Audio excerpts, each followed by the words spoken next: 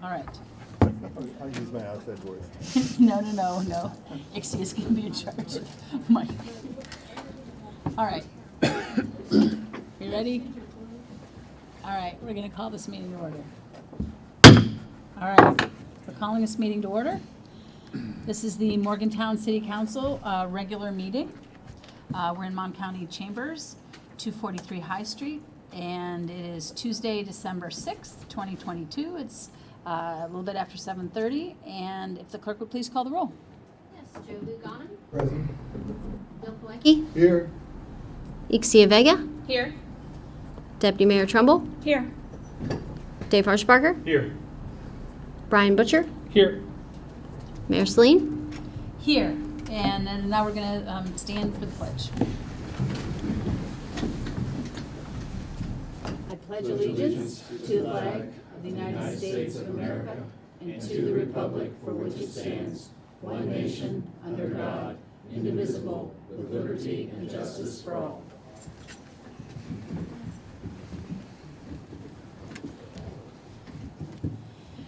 And now we're going to work on our approval of the minutes. I'm going to list some minutes. November 15th, 2022, special meeting minutes. November 15th, 2022, regular meeting minutes.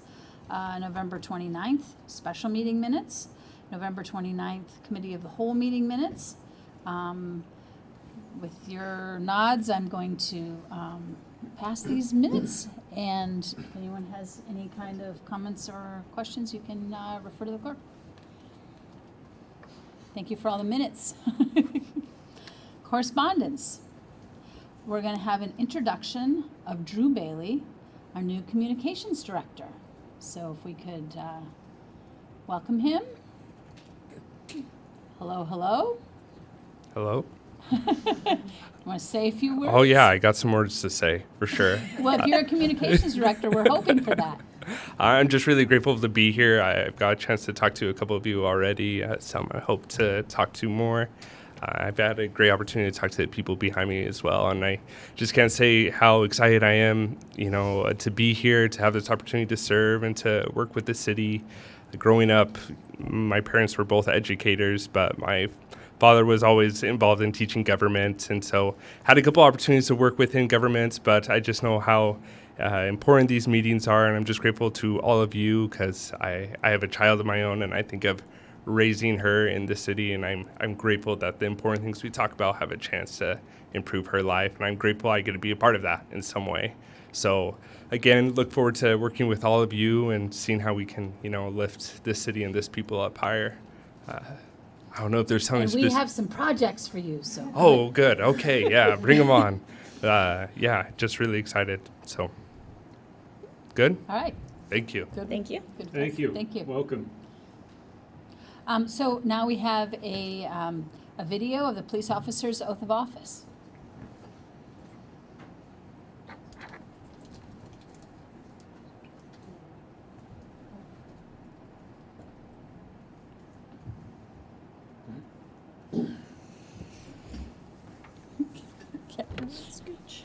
Fill in the gap. If you want to come down. Here we go.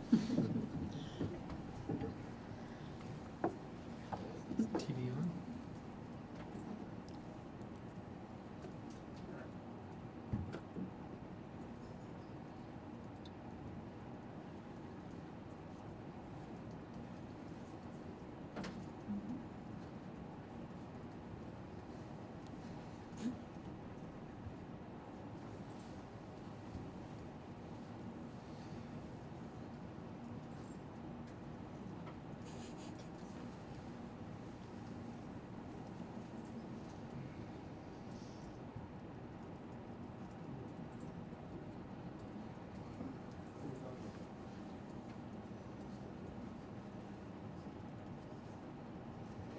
Please raise your right hand. I state your name. I, Jason Holt. I, Richard Lee Hollister. I, Christian Forsythe. I, Travis Hardy. I, Brandon Nicholson. Do solemnly swear that I will support and defend the Constitution of the United States of America, the state of West Virginia, and the city of Morgantown against all enemies, both foreign and domestic, and I will faithfully and impartially discharge my duties as police officer for the Morgantown Police Department under the appointment of the department according to the laws of the state of West Virginia and the charter of the city of Morgantown to the best of my skill and judgment. So help me God. I will. Congratulations. I should pray. So happy for y'all. Thank you. Thank you. Honored to do it. Thank you. Congratulations. Congratulations. Thank you, sir. Thank you, sir. Thank you, sir.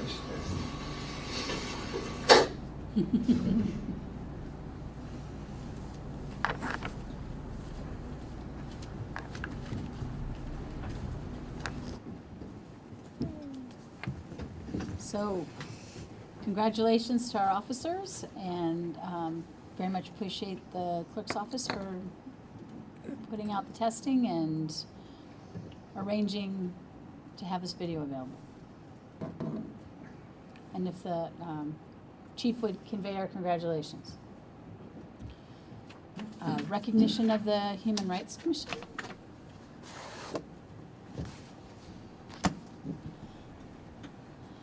So, let's see, I'm gonna come down, patting my head for glasses. So, if you just want to step over this. Okay. So, today we are celebrating that the city of Morgantown has received a municipal equality index score of 100 for the second consecutive year. And so this is a certificate of appreciation to the Morgantown Human Rights Commission for their valuable service and contributions to successfully lead the sector. So I'm going to pass this over to you. Thank you. And say hello to all of you. And then I'm going to retreat up there and you can make some comments. Sorry, I'm the only one here. We have a lot of sickness going around in our commission, so it's the only one that could make it here tonight. But yeah, we at the commission are just really proud and thankful to have the opportunity to work with you all. This is the second year in a row that we have scored a 100 on the Municipal Equality Index, and that is just a national initiative that's led by the National Human Rights Campaign, and it basically just judges where or how inclusive municipal laws, policies, and services are for the queer community members that live within these municipalities. We're one of two cities in the state of West Virginia that scored a 100 this year. So very proud of our commission and all the hard work that we have put into this, and I'm thankful for your all's help to help us get this score. Yeah, we're hoping that we can keep this score going and continue to work harder. We have a lot of initiatives and policies that we're hoping to enact in 2023 to bring your all's way. Guess that's a little warning for you guys. But yeah, we are really thankful for this opportunity, and thank you guys for helping us make this happen. Thank you.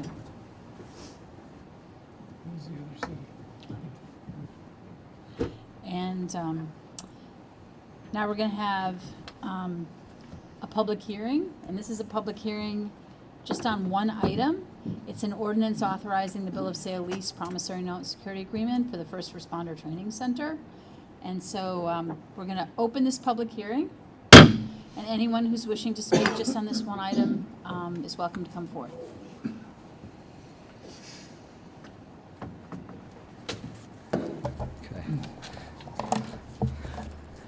Good evening.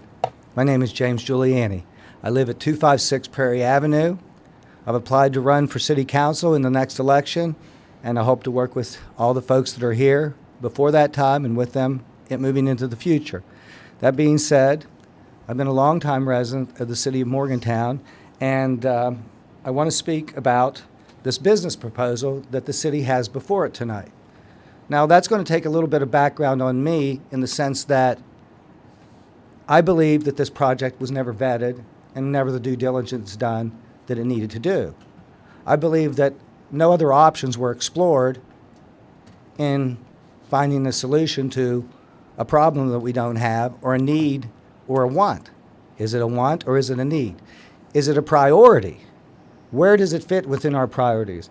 How does it fit within our budget? All these things being said. Now, what I want to bring attention to tonight is that, and I will continue my background, I'm a little bit concerned, is that I don't see in the room anywhere a representative for the seller landlord. We have a tremendous agreement before us that is pretty thick.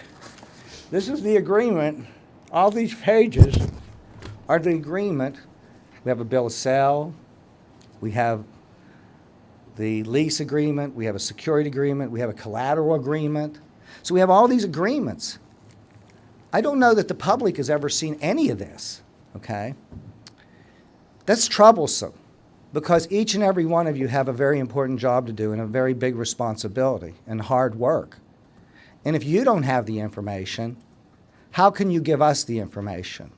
My understanding from talking to different council members and such is that we haven't had the information. In fact, I was in a meeting, a work session for next year's budget, looking at the budget, where I sat next to the finance director, and that brings to me my concern.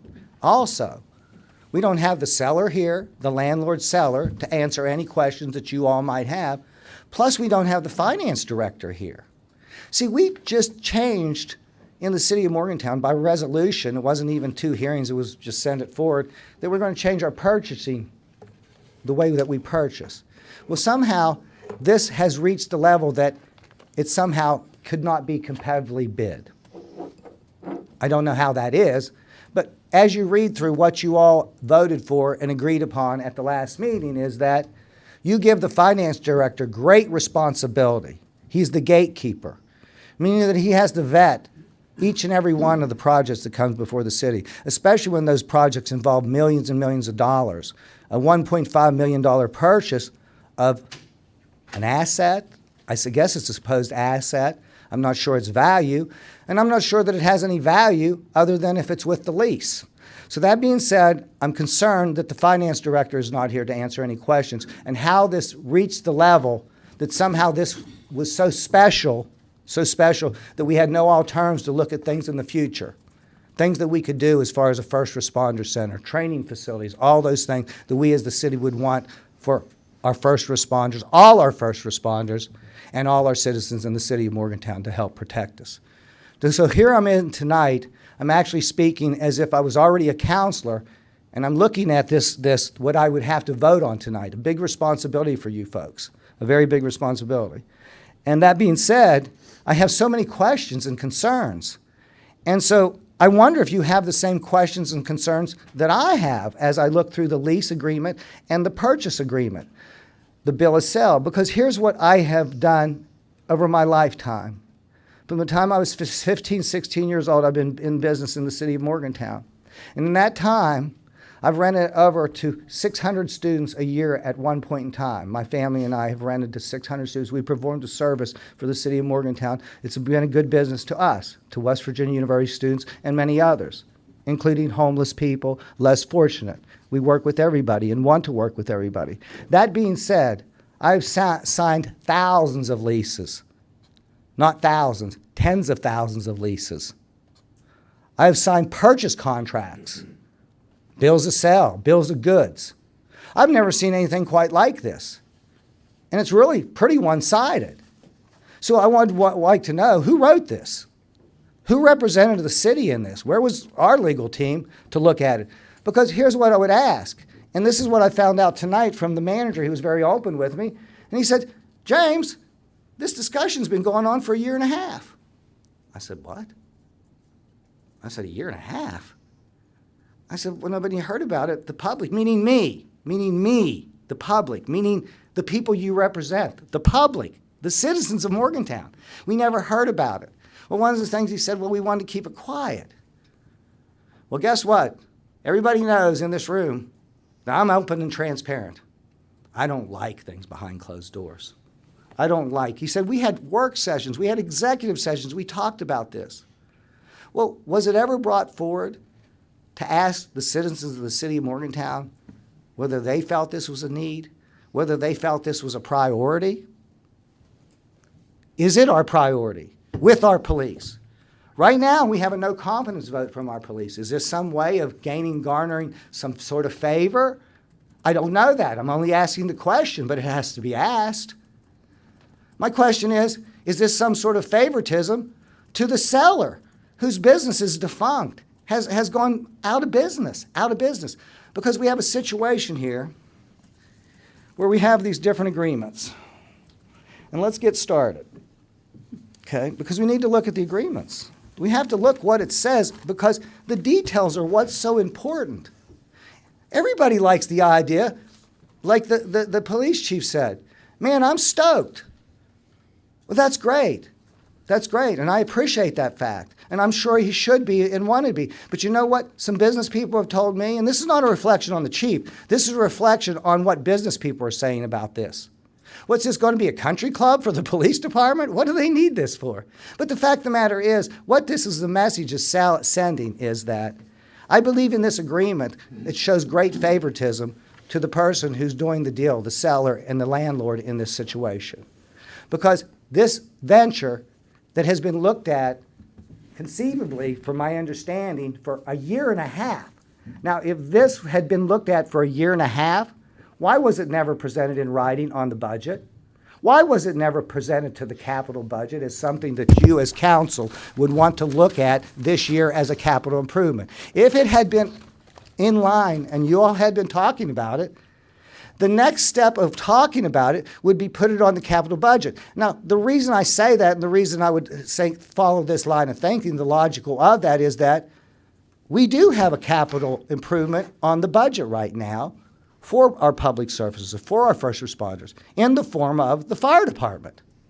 We have that on there, where we're going to budget this much, this much.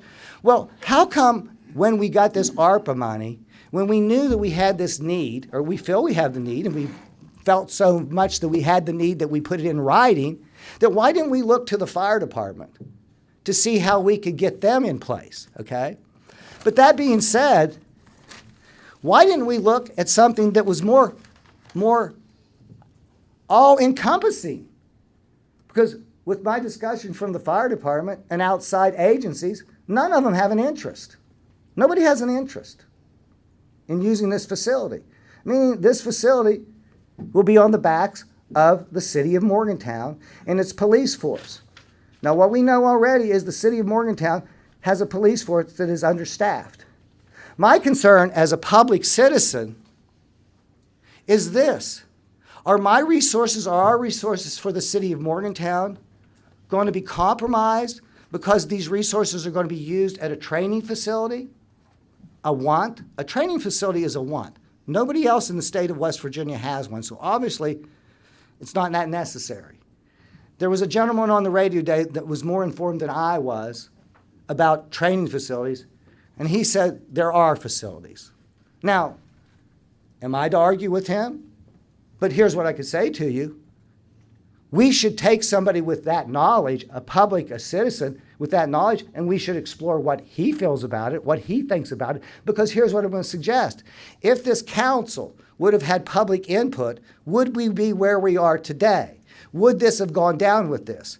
Now, if I would have been able to have public input, here's what would have happened.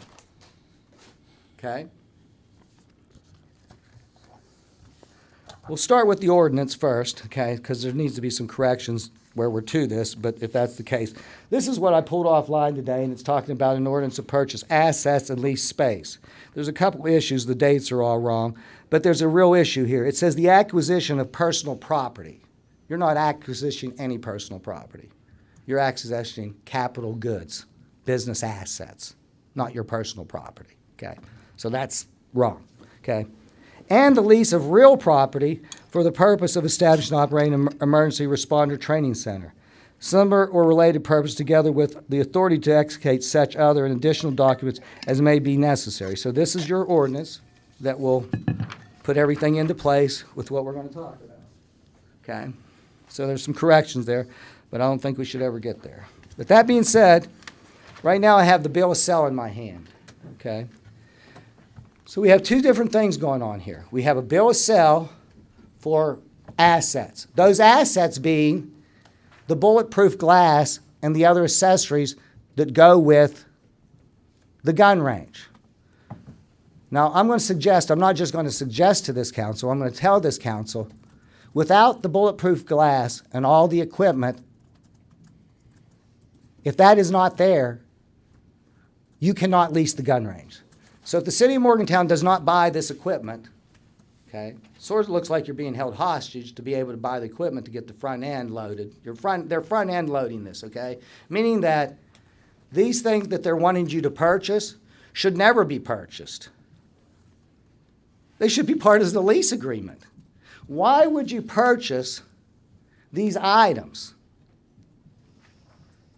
Because they're not really ever going to be your items. If you look at the other agreements, the collateralization, the security agreements, the equipment always collateral is used as a collateralization for the money they're lending you.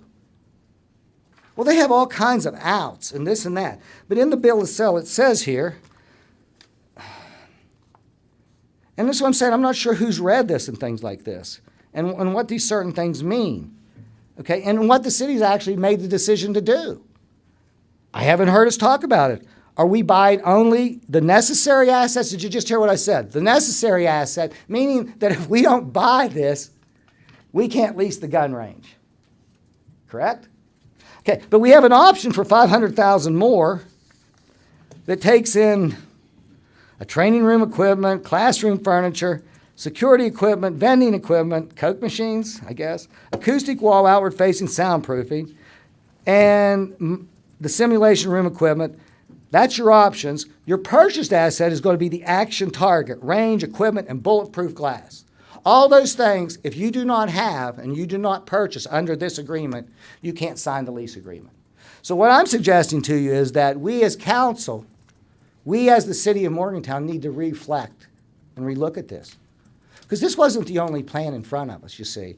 Because we have different options. If indeed we have the ability and we have to purchase this equipment, then guess what? We had every opportunity that we could have competitively bid it, meaning that it's out there on the market, okay? There may be the argument, I think the manager even made the argument before it, that, well, where are we going to go get this?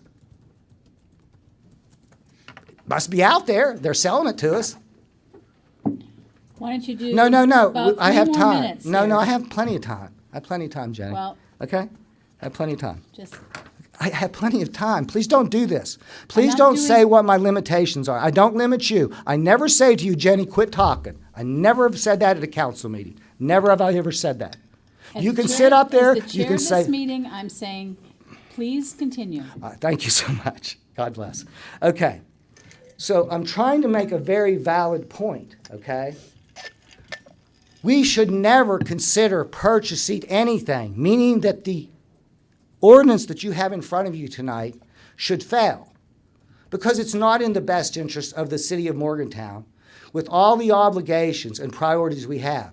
I would like to take the $500,000 of ARPA money that we're proposing, and I would like to put a program in place for our downtown immediately that would place the police in our downtown. That is our primary problem that all the citizens will tell you. They will not come to our downtown. Without citizens coming to our downtown, folks, we don't have a downtown. Look at it, guys. Some of you have only been here for a short term. So understand, you're coming into something. You've inherited something that you had nothing to do with, okay? But the fact of the matter, the city of Morgantown is not doing well. To put it easily, we're not doing well at all. The manager also shared with me, he's very open, and I like that, okay? I like to ask questions. I like people to answer the questions, and I don't think there's been any real questions answered about this proposal that's before you, or any kind of things that, okay, what are our other options? What would be our counter? Because what we do in the world of business and in contracts is negotiate. Okay? We negotiate. So at what point in time did we ever negotiate? At whatever time did we say, whether it be any of you council members or the city manager or the finance director, when was it ever said, is this the only thing we have? Is this it? Or are there different ways we can even approach this deal? The best that we're looking out for the city's finances, that the manager also shared with me, is going to be doing this over the next years. See this? That means that our tax base is going to go down, stay the same, and go down. It's going to be stagnant, or it's going to go down. Meaning that this council and future councils has such a great responsibility to us in the future to make sure. What happens in 2 or 3 years if indeed our taxes are continuing down? Do you want to have to be able to have to lay off fire people? Do you want to have to lay off police people? Do we want to have to be able to do those things? So I would want to make sure that I have all the resources that I have for the future, that we're going to be in a position that we can carry ourselves forward. We can't look to West Virginia University anymore. We cannot look to West Virginia University anymore. Okay, Bill's you got asked the question. He 1 said- minute, 1 minute to No, wrap up. stop. Stop. I'm telling you that you're doing a lovely job, but you just need to No. start Okay, wrapping it then up. let's go ahead and get to the promissory note, okay? Have you all read the promissory note about paying $500,000 up front? And if you perform 10 years, if you take the lease out to 10 years, the $1 million will be forgiven. But at any point in time before that this lease is not executed and the city decides at the end of a fiscal year, because that is one thing in state law that gives the city the ability to do, is that at the end of the year, every year, you have a fiscal responsibility to the citizens and to the city, is that, okay, do we have the money to continue this? But the fact of the matter is, that would take away the lease agreement, but that wouldn't take away the promissory note, meaning that we'd be still on the hook for $1.5 million, $500,000 up front. Now, like I said again, they're front loading it because they want to make sure, because I would suspect that they feel, and I do too, we're not going to be there 10 years. And you may say, well, why wouldn't we be there, James, 10 years? Because here's what I have bigger ideas. So what I'm saying is, in this public hearing tonight, it talks about were there other options, were there other things we should explore. I would say to this council to think much larger, to think much bigger, to have a greater vision. All of us council members, okay? All of us, because here's what my vision is. I've talked a little bit with the police chief. I've talked a little bit with the fire chief and others, okay? And I think that I would have their support, because guess what? It's in the best interest of their departments. It's in the best interest for all the citizens of the city of Morgantown.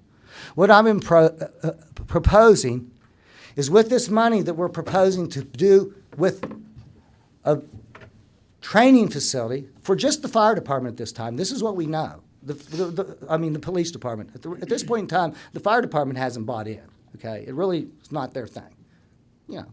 So that being said, we're doing this right now for the police, and we're expanding, and we don't know this yet, because I would have hoped before the public hearing, and I asked Kim, let me see the performance.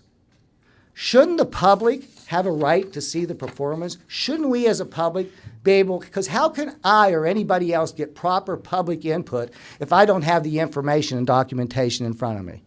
I know that the building's going to cost, the lease is going to cost $20,000 per month base, okay? What are the utility costs per month? What are the insurance costs per month? What are the maintenance costs per month? What are the common costs per month?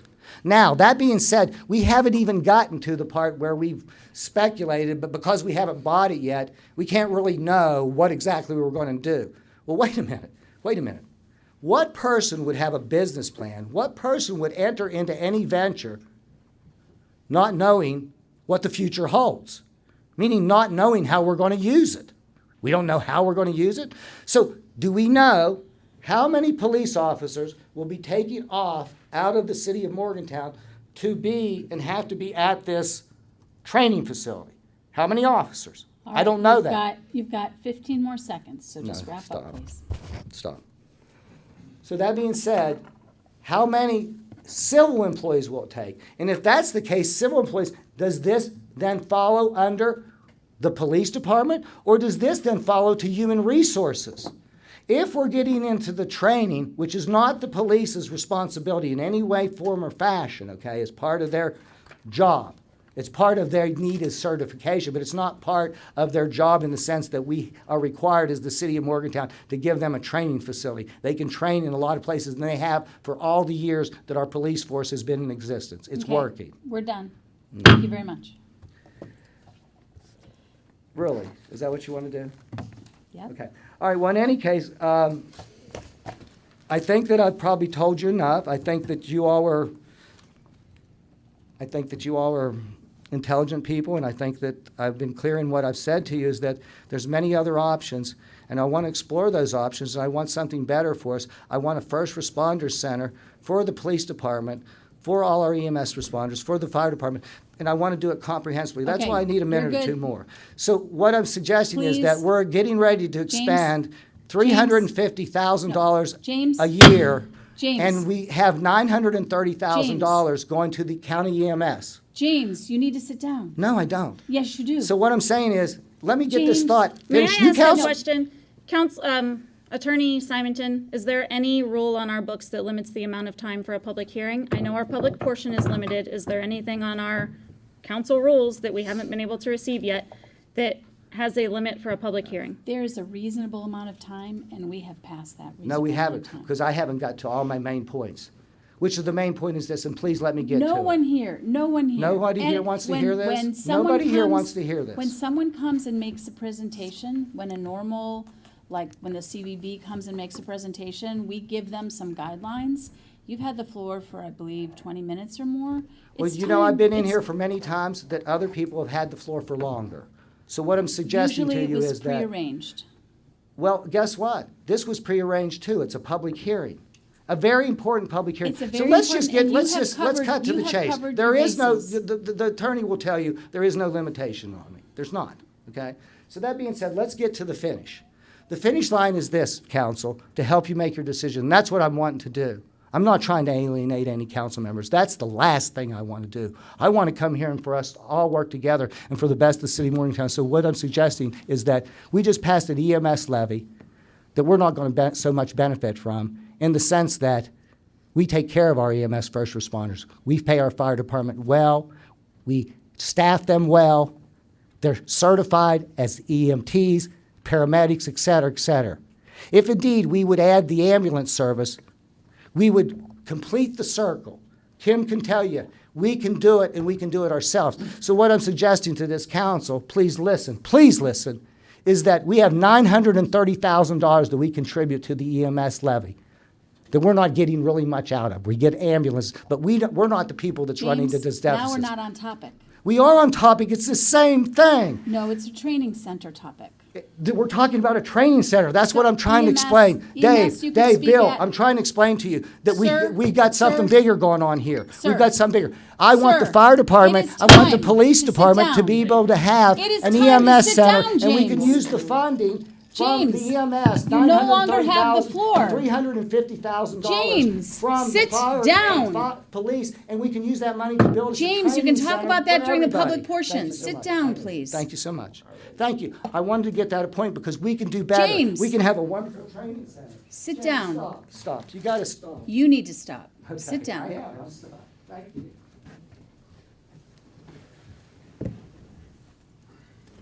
Is there anyone else wishing to speak in this public hearing on this topic of First Responder Training Center? And you can speak for more than 4 minutes, but please keep on topic. if you I'll would. be brief. I imagine you will. Thank you. Jason Quinn, 807 Hidden View Way. Thank you, council, for the time to speak. I'm here to support the police department acquiring the training center. I'm a 21-plus year city employee. I'm a captain within the Morgantown Fire Department, and I'm currently the fire marshal for the city. I'm in charge of the law enforcement division within our fire department. We have a staff of 3. We'll be going back to full staff in January. I'm biased, but I believe that we're blessed to have the best police department and officers in the state of West Virginia. They've done a tremendous job serving the citizens, all while having tremendous staff shortages, worked through COVID, and they've been extremely good to me and the other fire marshals. And we became a law enforcement agency in 2013, and they've supported us ever since. Even though I consider them the best, anybody can get better. This facility, under their control, with their excellent instructors that they have on staff, can bring them to a higher level, in my opinion.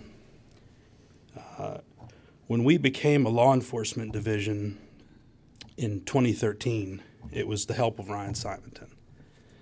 He was willing to take us as far as we needed to go. He was never a roadblock. He was always an engine. He kept us going, and we appreciate that.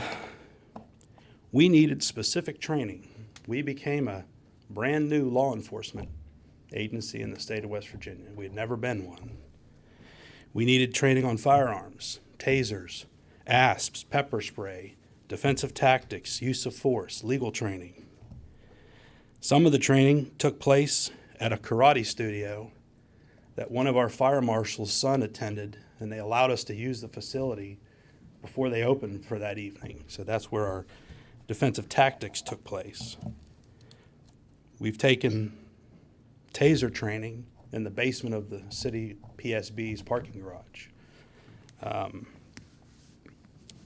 Firearms training at Little Indian Creek Road, which from here is probably a 25-minute drive from the downtown of the city. And that takes us all out of the city when that happens. The facility in Saberton will centralize that for myself, my fire marshals, and the police department. They have provided us willingly every piece of training that we've ever needed. We've never gotten training outside of the department because they have the best of the best. It's my hope that this facility up for a vote tonight will be a conduit for my fire marshals' continuing education needs. We also have the best fire department and the best firefighters in the state of West Virginia. I know the people. I've worked with them for 21 years. I'm what I used to make fun of. I'm now one of the old guys. I know the people that we have and how hard they worked through the pandemic, through staffing shortages, just like the police department. We currently have a committee of a couple firefighters on the department that I know is working with city staff about a training center for the firefighters as well. This facility is great for the police. It's great for us as fire marshals. But the firefighters can't train on ladder company operations, high-angle rescue, structural firefighting, hazmat,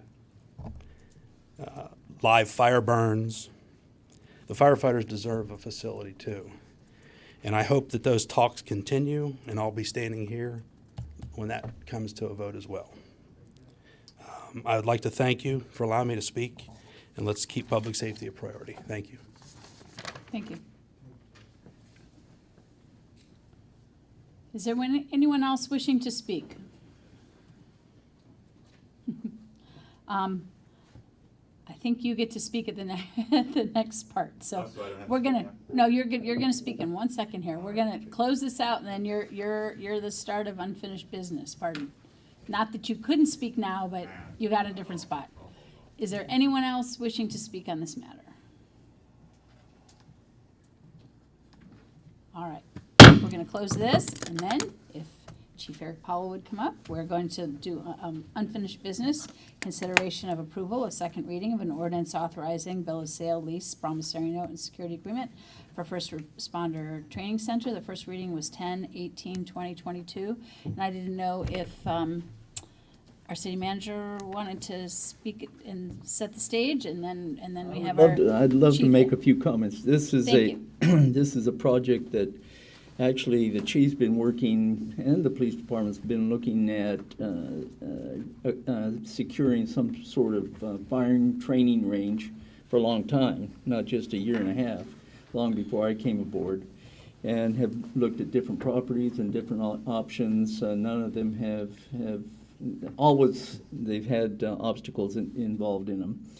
And then about a year and a half, maybe less than a year and a half ago, we became aware that this facility might be available, and we started looking for grant monies that we might be able to acquire and purchase the facility. At any rate, as council knows, a proposal was made and submitted to council for review. And just to review the figures the best figures that our finance department and police department can come up with, just because we don't have any contracts in hand. But I'll give the best case and the worst case scenario as we see it. Best case scenario in terms of revenues from contracts, rental income, and other smaller incomes is the best case scenario is $345,000 approximately. Worst case scenario is and it's all based on how many memberships that we can generate, at least organizational memberships, is about $216,000. If we look at all of the expenses associated with this facility, including salaries, rent is the big one of $20,000 a month, utilities and other expenses. The total expenses are estimated to be somewhere around $171,935. So if you look at the profit loss and the best case scenario in terms of our risk as a city, the best case scenario is that we would need to come up with $127,000 approximately out of our general fund every year to be able to sustain this.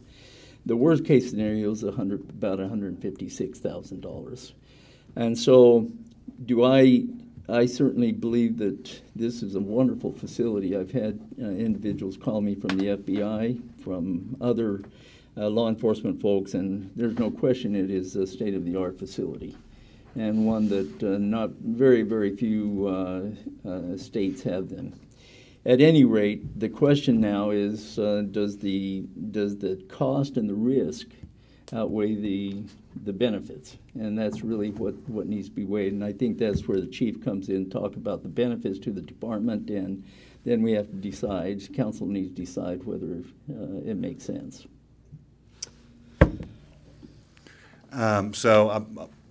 What I'd like to do is, first off, is sort of maybe allay any fears regarding interest and participation in this from outside agencies. So last week I spent a considerable amount of time on the phone based on existing contractual obligations, a list that was provided to me by Defense in Depth of current clients for the facility. They are pretty numerous, and I was able to contact a pretty high percentage of them, and almost to a person, each one expressed their desired continued use of the facility. I actually had to give some assurances that already scheduled things would happen on schedule if we were to take ownership of the facility. Obviously, I gave that caveat, well, we don't have the facility, but if we were, yes, we would certainly honor those obligations. And all of them were very positive about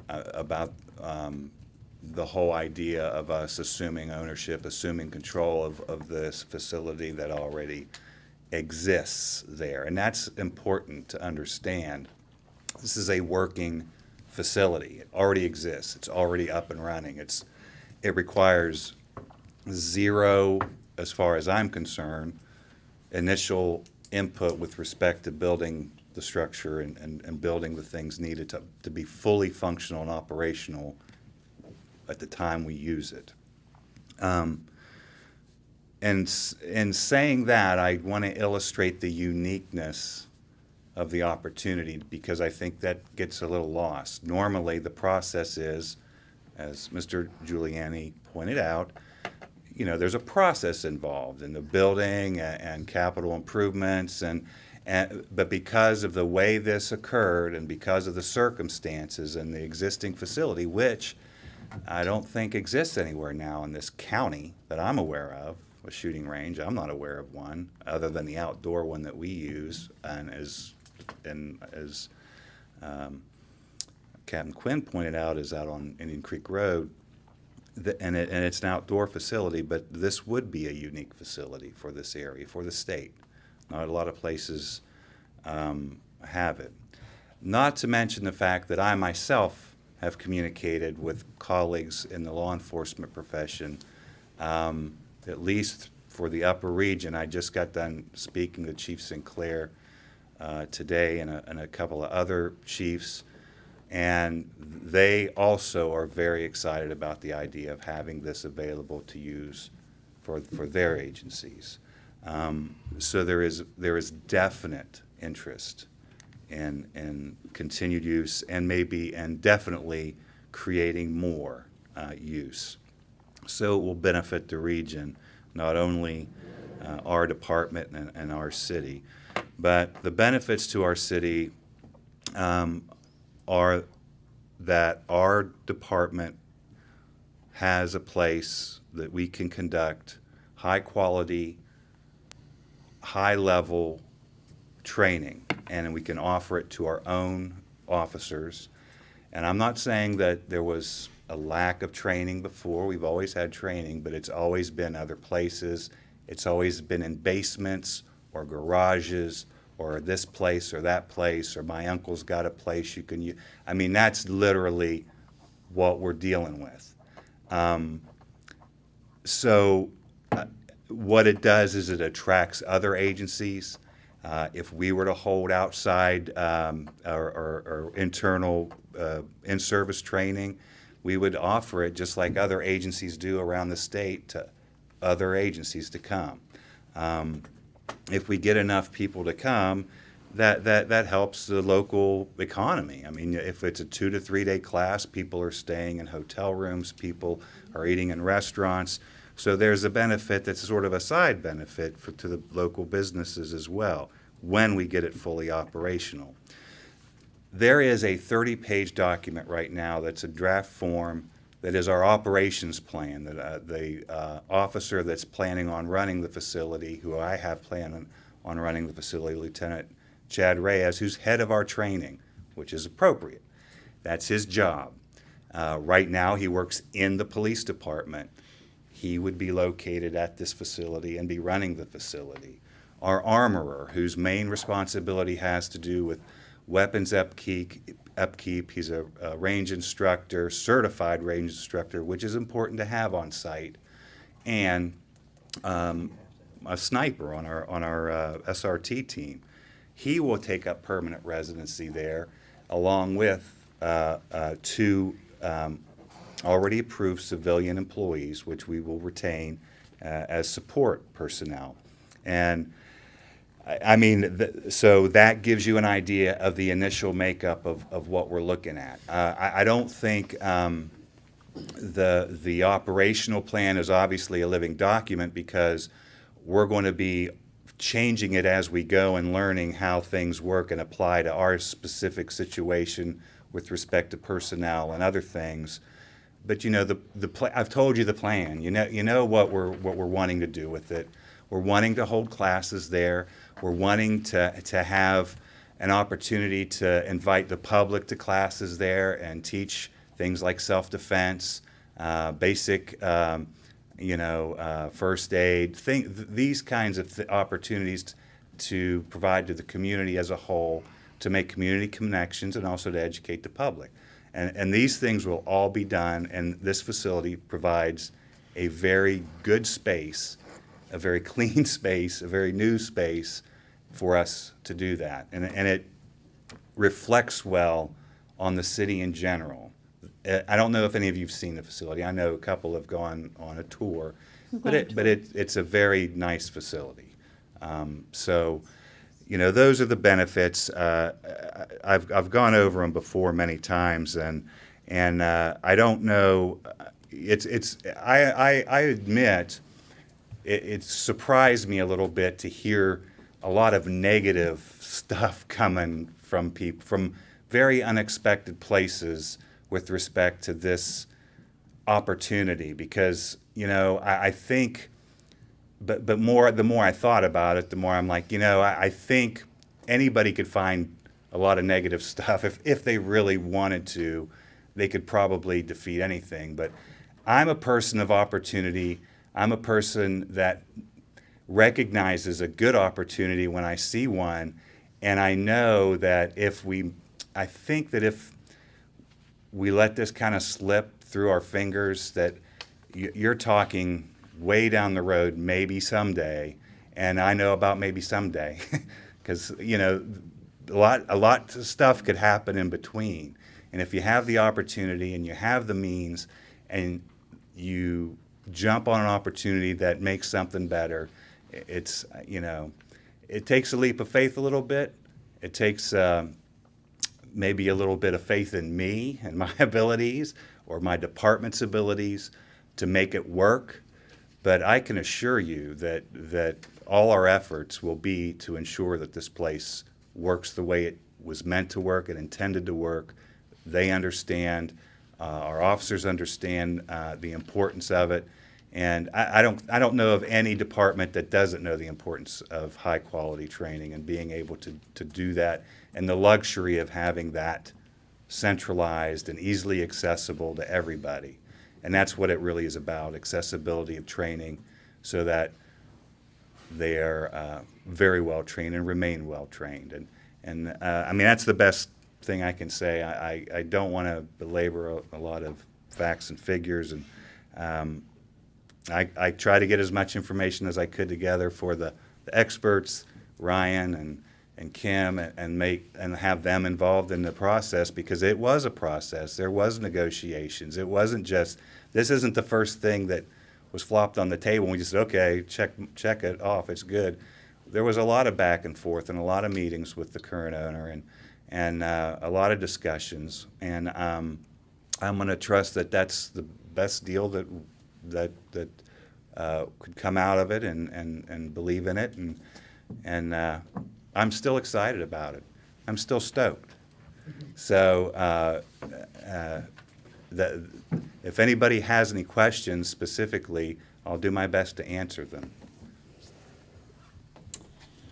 What questions? Yes, please. Chief, would you mind, I know you've touched on it before, just speak to the impact that this type of a facility would have on recruitment and retention? Well, when you have something like this that is as unique as this is and as rare as far as being available, it helps all aspects of your work. How it impacts retention or how it impacts recruitment is, I can say, you come to us, you're going to get access to a state-of-the-art training facility, and you'll have use of that whenever you need to use it, and you will receive the best training available, and you won't be able to get this anywhere else. So this kind of thing in particular is something I can say I can provide to my officers that not many places can, because every place else is doing what we've always done: go here, go there, pay for this class, go to that class. It makes it easier to keep track of their hours, their in-service hours. It makes it easier to make sure they get those in-service hours without having to, at the last minute, scramble and find some place far-flung that they have to fly to or drive to for 8 hours. So it takes care of a lot of those kinds of things. But I know that when you're a guy and you're a police and you're wanting to get into the field of police work, or you've already in the field of police work, training is something you value like gold. It is very important, and you recognize that, and I think and it's an excellent kind of attractant. Just quick follow-up. Just Chief, if we were to try to build this type of facility, ballpark, what would it cost? Well, 5.5 years ago, it would have cost you $17 million ground up, but that doesn't take into account the operational costs on a yearly basis, like utility, all the things that are being considered right here with this, utilities, the cleanup, the mining, the contracts that have to take place for that cleanup.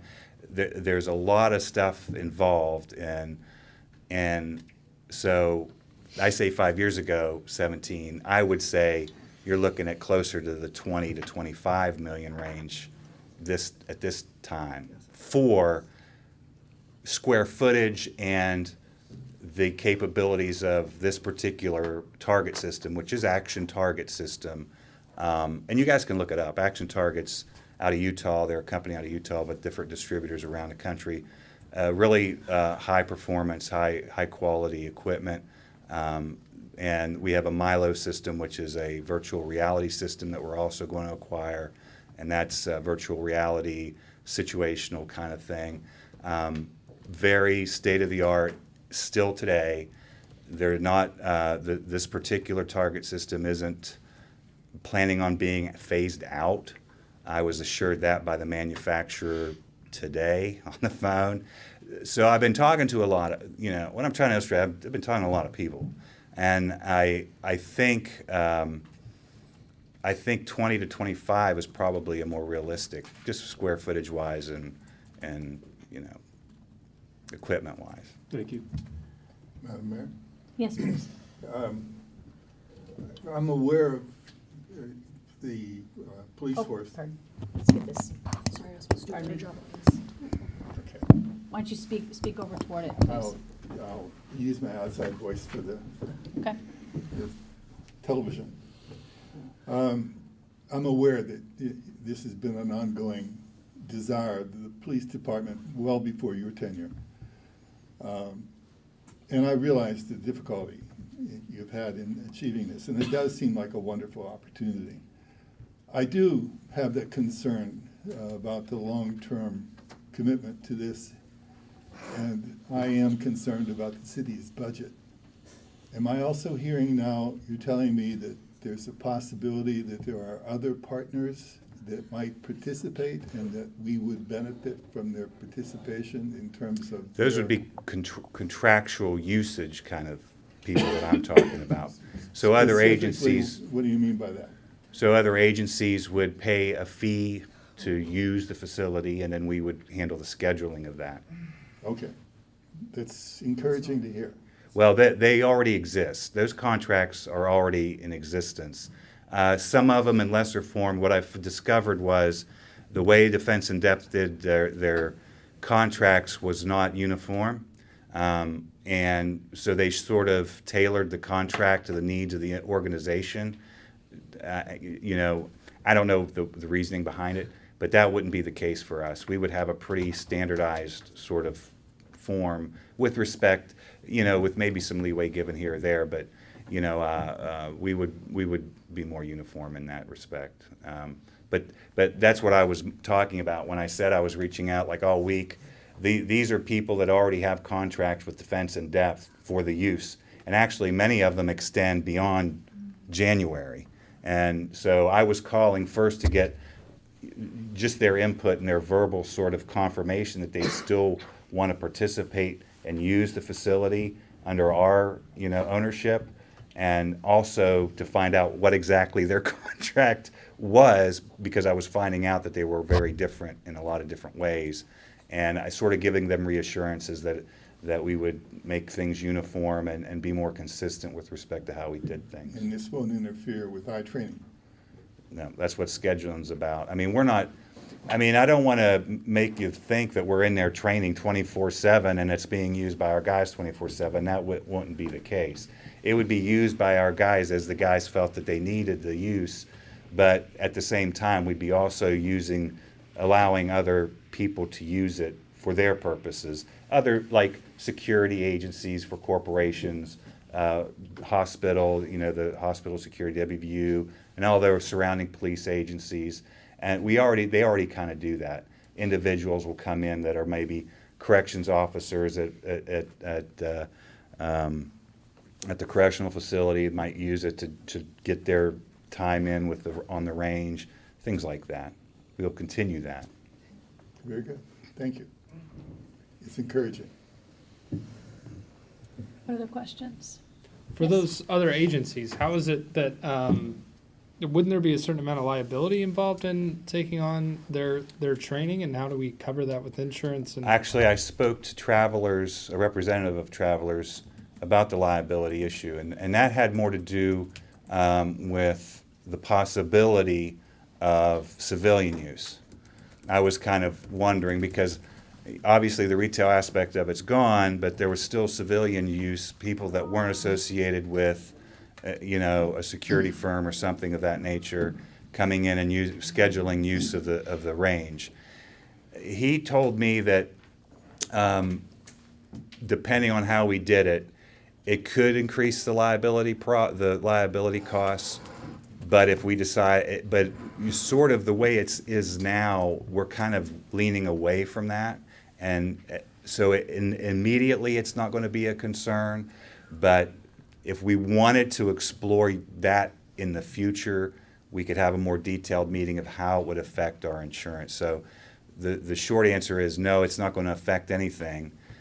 Our only requirement to make that happen with the non-increase of liability is that we have to have a range master on site every time the range is being utilized, which Rob Miranoff meets that need. And I actually have 5 range masters that I could rotate if I need to.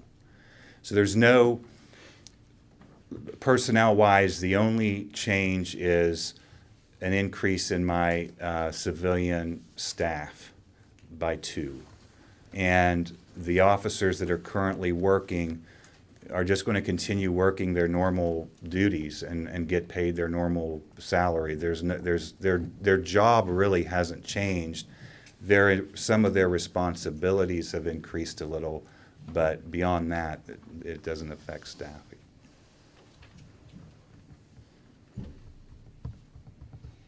What other questions or concerns? I have a couple questions, but I'd like to make sure. Peeking at Joe down there. Any Sorry, questions or I was concerns? looking up the price of the action target system, because it says that on average it's like 35,000, and there's 16 of them, I think is what it was saying. 16, yeah. So that's $500,000 right there. I was just doing my math. Yeah, it's a little deceptive because the action target system, when it was bought new, was about $875,000, mm-hmm. But it's deceptive because there are other aspects of it that aren't necessarily part of the system, which includes the ventilation system. That was actually going to be the part I was looking at, where it's talking about the cubic feet for the concrete pouring and all that, and it's just there's a lot more to it. Yeah. So, I didn't actually have a question. I'm sorry, I was caught up in my math. Thanks for the information. Yeah, there's a lot to the range that makes it a unique range. I mean, among ranges, it's a unique range, and I think a lot that gets lost a little bit as well. When we toured your facility, we saw the range portion, and then there's a large section in the center that is currently retail space, and then there were some different spaces that were kind of part of running the facility, and then there was a classroom space upstairs, another classroom space downstairs, and please correct me if I'm not getting that right. The space upstairs, is that classroom space? That's actually being utilized currently as sort of office space, but it's actually an apartment. It's got a kitchen and bedrooms. That's right, that's what it is. So it's Defense in Depth uses it as their office space. Okay. But I kind of envision it for training for dynamic entries into apartments for our special response team. That's right. So that they can practice cutting corners and doing the things they do when they make entry into apartments. And you mentioned that during our tour. Yeah. The large open space is what I consider just, free space. I can use it for what I would like to use it for. There's been a lot of ideas, and I'm actually fielding ideas from my officers right now of how we can utilize that space. I think we've talked about moving our weight room over to that facility because that's part of training. and making it accessible. But there's been a couple of other ideas. I've actually had somebody mention getting like partitions and kind of making sort of a mazy kind of thing where you have to go through and do situational things. But, you know, like I said, that's sort of something that's still in process, and we're still working out the details of how we're going to make that look and what we're going to use it for. But it has a lot of potential for a lot of good stuff. You know. And then the other was a large classroom that had some of the simulators. Yeah, there's a right as you walk in the front door on the right, there's a large classroom that has a 180-degree screen that takes up from floor to ceiling, and that is the virtual reality training where people are placed in scenario type situations and have to interact, and there's someone controlling the computer and how it goes from what the officer's input is, and so they sort of control how the situation escalates or de-escalates, and then so that's all part of the virtual reality training aspect of it. And next door to that is another classroom that seats about 30, but has a wall that slides open, and it exposes another room, which is right now kind of a break room normally, which creates more space for even a larger class if you wanted to have one. How long have the contract, what's their current practice right now for the length of the contracts when they're? See, that's one of those things that varies. What's the range of, are they yearly, are they you could 2 to 5 years, or what's? It's current usually practice? a year. I mean, usually the company out of PA that I talked to that was they train their security staff, which consists of about, I want to say 16 people. They sign a year's contract, and then they have a specific 2 days, I think twice a year, that they use the facility for just nothing but firearms. Actually, it's firearms and it's other type of training. I think defensive tactics, because I think they also rent out the mat room. So what they had was a situation where they rented out the mat room and the firearms. So there's two different aspects there. And I know that like smaller police agencies that might not have been able to afford a full membership or whatever for their officers, they were usually cut breaks of some kind and allowed to use the facility at a much discounted rate. And we would do something similar for that kind of situation, but for the most part, that's what it looked like. It was a year. And then they had individual memberships for businesses where there were corporate memberships where individuals could get a membership and use the facility. And that was usually a year kind of thing too. But they also had daily use kind of stuff, Okay. regular business hours. Any other questions or concerns? Not for the chief? Pardon? Not for the chief? Not for the chief? Do you have questions and concerns for other staff members? So many.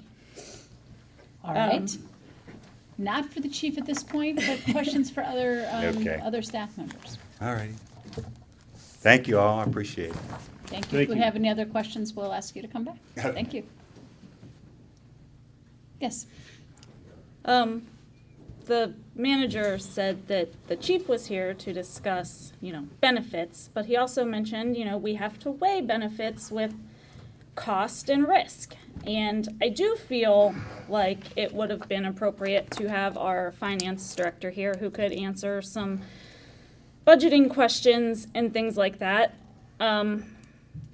We were given what I feel to be a pretty rudimentary pro forma of what we can expect. Maybe we don't really know. When we had asked for some financials, I kind of expected to see, what they are actually paying for utilities and what they're actually getting in contracts, things like that. These are all very generalized numbers, and much like Councilor Kowecki, I am concerned moving forward about the city budget. We've heard time and time again that we have a lack of, B&O construction that will be coming in over the next several years. No major projects are happening within the city. Can you again explain, there's an initial upfront cost of $500,000, and it's my understanding that was coming out of ARPA funding? That's correct. Well, that And- was the recommendation, yes. So where would the $240,000 per year be budgeted from? Let me address a couple of the concerns you brought up, Deputy Mayor. First of all, the figures that you see are based on actual figures. Mr. Tennant got all of the actual figures from the actual operation of the current operation of the facility, and that's where he arrived at these numbers. They're not just grabbed out of the sky. They're based on actual expenditures currently. How those expenditures are going to change depending on how many membership organizations we actually have, obviously that's going to change some. As far as the actual cost, the operating costs, I'll call them operating costs year to year, let's say that the actual liability is somewhere around $150,000 a year, and that's what we're going to have to pay for expenditures over revenues. That would have to come out of the general revenue fund. Certainly, we could obligate other kinds of funds. I would recommend against using, for instance, one-time B&O tax, because that needs to be used for one-time projects, and this not ongoing. So it would need to come out of the city's general fund and operating fund. I guess I thought some of these were probably estimates, considering the email that you forwarded us from the finance director said that he was waiting to hear actual numbers on insurance, and Yeah, that was never sent I wanted to us. I wanted to get this information to you as soon as I could. We knew that the chief was going to speak with the insurance carrier on Thursday, so I wanted to get this out as quickly as we could. You heard tonight that the way that the department would like to utilize the facility is not going to add anything to our insurance costs. So I certainly would have reported that if it would have enhanced our insurance costs tonight with the use.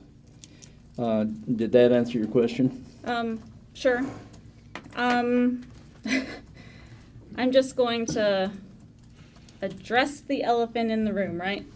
We're in a really tough position because we are all looking to show that we are supportive of our law enforcement officers, for sure. They do a great job. We're very proud of them and proud to have them. This is an extraordinary cost in my mind, and I don't know about any of my colleagues, but I have heard from probably, not an exaggeration, at least 50 people about this specific contract. And aside from one gentleman tonight and maybe one other, they have all been against it. So I think it would be not an accurate representation of my constituencies to just kind of go along. I think that people have a lot of concerns, and I'm not sure that what we have put out publicly has done anything to alleviate that. I think that it's probably getting worse. I mean, the pro forma was not put out publicly. You guys are saying that we've been talking about this for about a year and a half, or almost a year and a half, with this specific organization, and I would really like the public to know that I have not been quiet about this for a year and a half. Council was not, or at least myself, was not included on any of that up until maybe 3 months ago it was brought to us. I fuzzy on the date, but I was shocked to hear that it had been going on for a year and a half. So I think, Deputy Mayor, if you'd go back in some of the emails, I didn't have any specific information, but I let council know early on that the chief and I were looking at options. We certainly weren't going to bring anything to council unless we had something specific. And so what's dragged this out is we had some opportunities, possible opportunities for grants that really held this up in terms of anything specific coming to council. But I'll have to go back and look, but I'm confident that I wasn't quiet about saying we were looking at this as an opportunity clear back, at least a year ago. And so I'll just need to go back and double, because that was not our intent. Now, we're not going to go out and advertise this because we didn't have anything to advertise at the time. And I'll be happy to admit if I'm wrong on that. If you sent I'll emails and I follow up have on that, 'cause that was forgotten not our from intent. over a Sure. year ago, that is entirely possible. Yeah, I know that it doesn't make me popular here in this group, but I feel like this is one of those things, much like the trash contract and other things, where all of the work is done before council is brought along, and then we're put in a position where we're so far into it, we feel like we need to support it, or we don't have time to get additional information or ask additional questions. And I just don't like the way that these things usually go. But I'll stop now. Yeah, and I want to echo what our deputy mayor says, basically 100% on that. I've had a ton of people reach out to me saying that they're not comfortable with these funds coming out of ARPA money, saying that we have so many other issues that we can address with ARPA money, and that they don't feel comfortable with the city taking on this additional cost without it being brought to them earlier. So. In terms of insurance, we were on this pro forma. We were looking at $1,000 a year. That's what they're currently paying, apparently. Oh, okay. That's less than my house insurance. You're right. Yeah, quite a bit. And then we have rental of equipment. So, would we be able to go over what equipment we're renting? I'll turn that over to Chief because he's aware of all the equipment that they're going to be utilizing. So what, rental equipment? Well, yeah, it just says rent equipment on our pro forma here. You're not looking at the same document we are, but like that's all it says. It says It's just rent 4,800. equipment, 4,800. I don't know if that per helps year. you, but. I would have to look at I got sent the pro forma, but I didn't bring it with me. And I do know that it was based on a list of questions that was given to me by Kevin Tennant, the finance director, to ask of Defense in Depth. So, the things like the utility bills, she sent us a copy of their bill, and that's what he based those things on. The rental equipment, I'm trying to recall what that specifically would be. The only thing I can think of would be, I really don't know what that would be, honestly. Okay. Well, thank you. Would have for been useful to have the finance answering. director to answer questions. In terms of maybe you can answer this too. In terms of the equipment that is there in the shooting range equipment, what kind of longevity are you looking at there in terms of when you would need to replace it and where it's at this stage in terms of when it might need replaced? Well, it would require it would require yearly maintenance. So there's probably a fee associated with that as well. But if it's kept if the maintenance is kept up on it, it has a very long shelf life as far as usable, as long as we keep it up. Like I said, I don't think when I talked to the people at Action Target, I wasn't trying to get any assurance or guarantees from them or anything, but they said that industrially, when a company has it for retail purposes, they tend to last anywhere from 20 to 25 years is the max. So we're at a 10-year period now. But what you got to keep in mind is that that kind of use that would a retail operation would have is going to be reduced in the capacity that we're going to be using it. It's not going to be like customers coming in and out every day using your range all the time. It's going to be very controlled, and it's going to be scheduled, and it's not going to be utilized 24/7. You know, like a regular business. Thank you. Mm-hmm. I'm going to look at my stuff, and I might be able to answer your rental equipment question. I just gotta. It's just not hitting me right now, but I'll get back with you. Anything else? I might have a follow-up. Okay. You're talking about the possibility of other users coming, other departments coming in. How do you plan to market this to other departments that aren't currently? Well, that's sort of where one of the two civilians comes in. He currently, that's his role within that defense in depth. He is sort of the guy who's in charge of sort of acquiring, making those connections and building those contracts and building those commitments. And he's very good at what he does. He's built a pretty good clientele already. And, you know, he comes highly recommended. He knows what he's doing. He's also got to arrange credentials. So, you know, he sort of fills two roles, and he's also a certified trainer in defensive tactics and other things. So there's a couple of things there, but I would utilize him for that kind of role. And we would obviously use some of the resources we already have within our own department, things like our social media, things. We would do the things that we have already at our disposal in order to advertise it. And I think, and that would also apply to things like events that we might hold there for the community.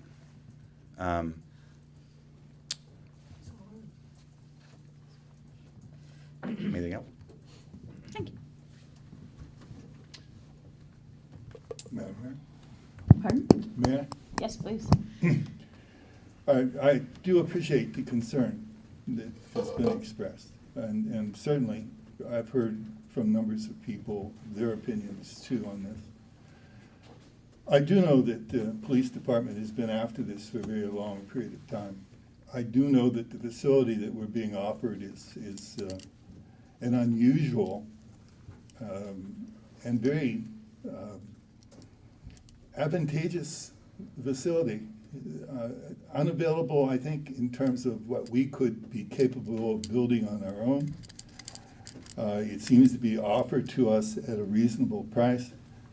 And although I am concerned that it's a long-term commitment in terms of monies, there are things that we have done in other entities where whether we're building a garage and hoping that we'll fill it with a car and have it pay for itself in hopes of stimulating commercial viability to an area. I mean, these are all things that we kind of just, I'm afraid you kind of take your chances. In this particular instance, I think our chances here, it's a pretty good bet. It's going to be beneficial in the long run to our police force. It's going to help us with recruiting. It's it seems to be, to me, a fair proposition in terms of the money should we try to do this on our own. There are always questions and there are always concerns as to whether or not this is the right thing to do. But I think this is well thought out. I think it's been thought out over a period of time. And although I was not aware of the detail, as I think any of us would have been, it's that responsibility of the administration to do those kinds of things and then bring it to us at the proper time, hopefully with the proper information. And to the larger degree, I think, there's always going to be somebody complaining about they didn't know this or they didn't know that or that they didn't hear this or didn't hear that. But I can't tell you how many times you could actually get out in front of somebody and speak everything that you know and only to be told later that you didn't give them all the information. I'm in favor of this. I think it's worthwhile doing. It's not, I do have my concerns. My concerns are primarily financial. But other than that, I think he has my vote. Thank you. I'm also concerned with recruitment and, even more importantly, retention. And I think with up to, somewhere between $150,000 or $250,000 a year, I think a salary increase that I have been arguing for months and months and months would go way more towards providing that to our officers. But it's just my opinion.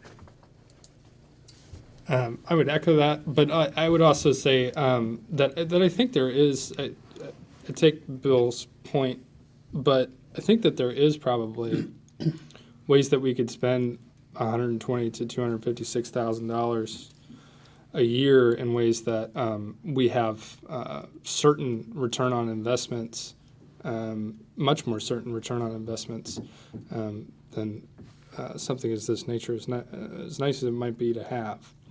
And the other concern I guess I have is that I feel as if as this has gone on, we've gotten more questions, not more certainty. And it's kind of, it's gone on longer than some of our other agenda items tend to. And that is concerning to me, that as we go into it, we have less questions answered. We have more uncertainty, more things come up that give, at least me, pause as to what the impact of this is going to be long term. And I guess I'm still concerned about the longevity of this kind of facility and what kind of ability we have to maintain it. We know how to do the training and we know how to maintain the things that we have.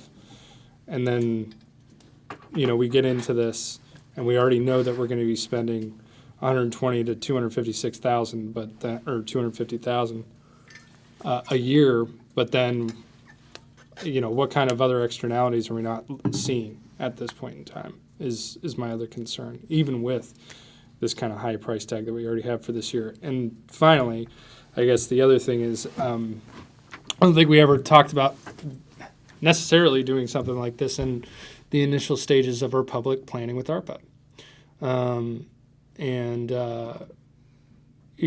While kind of top line spending money on first responders with ARPA is definitely a good use of the funds, I guess I would I would see more use in increasing our city employees' pay and giving them a living wage in terms of how we would spend that ARPA funding. I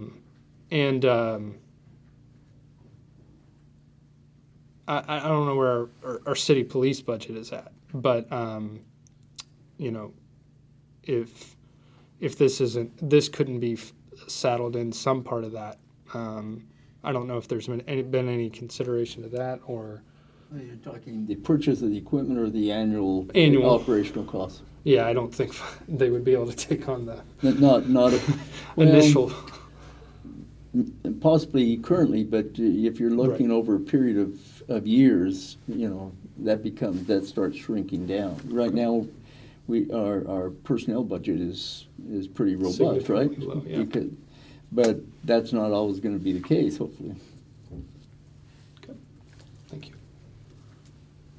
Mayor, I would like to counter that for the cost of $120,000 to $250,000 to have this type of facility, that we would get more than our money's worth. And I think it's a great investment in our department. And how many police officers are we down right now? I think 17 now. Yeah. We have, just for councils, for public information, we're hoping to have, we're interviewing tomorrow for police officers.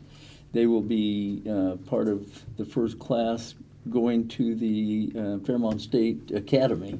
Great. And so we're hoping that by the time that cycle ends, we'll have 8 or 9 new officers, certified officers. I just think that the opportunity for recruitment and retention with this facility would do more than other ways to spend this money for the police department. And I would support that we move forward with this.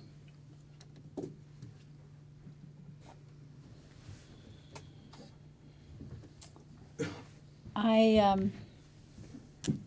agree with you, and I think that the ARPA funds, part of what they were designed for was to assist first responders and make sure that we were taking care of our first responder needs, because we were relying on them during COVID for a lot of different things that were needed. And it seems as though people who have objected to this have objected to the cost, which I understand. They also objected, some of the people who were objecting were upset because they liked Defense in Depth as a place that they could go to, and they were upset that that facility was closing. So that was part of the concern. I think that some of the concerns over time will be addressed as we look at who we can find as they would be under contract, but they would be more like a true partner. People who were willing to, maybe it's the police training, and maybe looking at some longer term contracts, like a couple year, multi-year contracts, maybe working with the FBI, maybe working with some of the other more energetic supporters of this facility, and wanting to kind of demonstrate that they were going to be a continuing, maybe it wouldn't be the final schedule, but it would be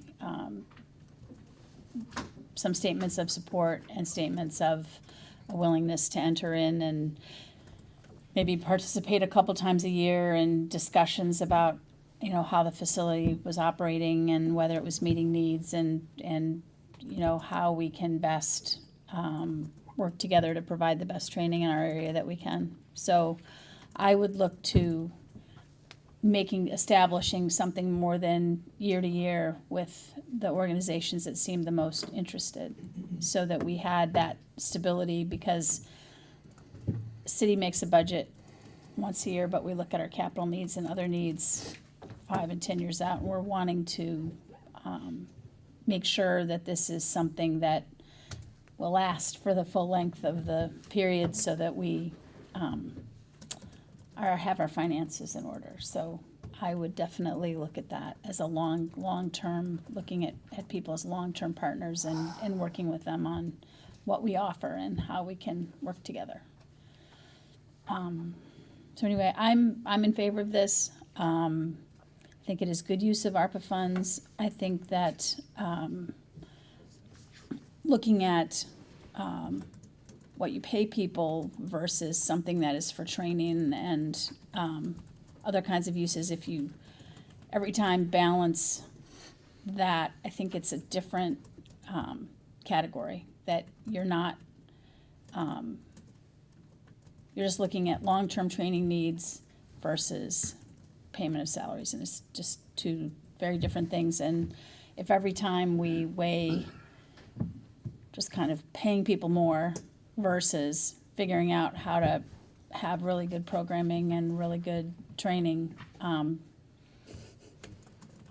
it does not work in the long run to balance those things that way. I think they're both needs, but they're not, they don't have to be mutually exclusive. That's one person's view. So, and I appreciate tonight everyone speaking their mind, and we have received, I've received several people who are concerned about the cost.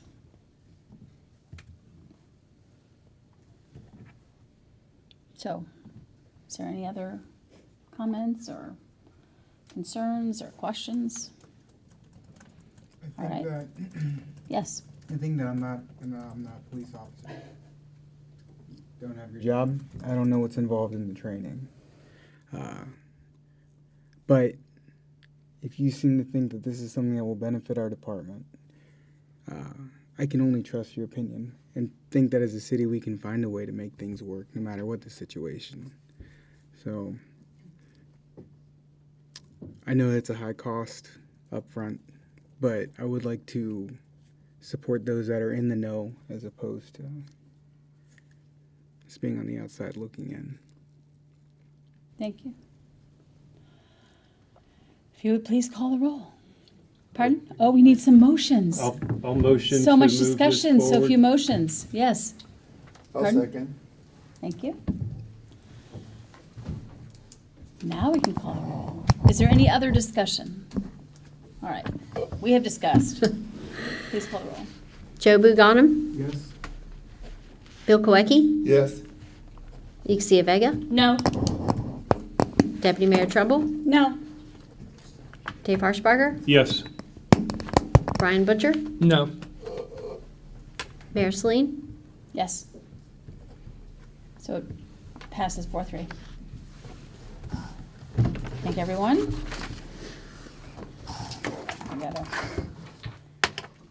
So now we are looking at boards and commissions, and I believe we have some appointments. Who would like to, should we just start? Did you have one? Sure. I'd like to nominate John Weems to the tree board. Acclamation? Second. Second? Yep. Yeah, second, good. Acclamation, okay. Yes. Are we saying, I approve of that? Acclamation, yeah. Acclamation. All right, Acclamation, thank you. yes. Yes, I'd like to nominate Ben Kettis. You jinxed me now, I can't say his last name. Ketainski, to the Traffic Commission in Fourth Ward. All right, Satininski. by acclamation, see some, yes, all right. Counselor Vega? Mayor, I would like to nominate John Trumbull to the Woodburn Commission. All right. By acclamation. Not quite by acclamation, close. It's fine. Acclamation. All kidding aside. Deputy Mayor. Telling John. I'd like to nominate Peter DeMasters to the Planning Commission. By acclamation. Yes. All right. And I would like to nominate Michael Hazenmeyer to the Urban Landscape Commission. all right. By acclamation. All right. I'd like to nominate Annie Cronin York to the Human Rights Commission. Wonderful. By acclamation. All right. Congratulations back there. All right. So, were there any others that I have missed? I think that was exactly what we had. Yeah, take a big sigh. Here we go. The public portion, which shall be subject to rules established by council and adopted by resolution. And with this, we have a time limit of 4 minutes. And we'd like to begin this. And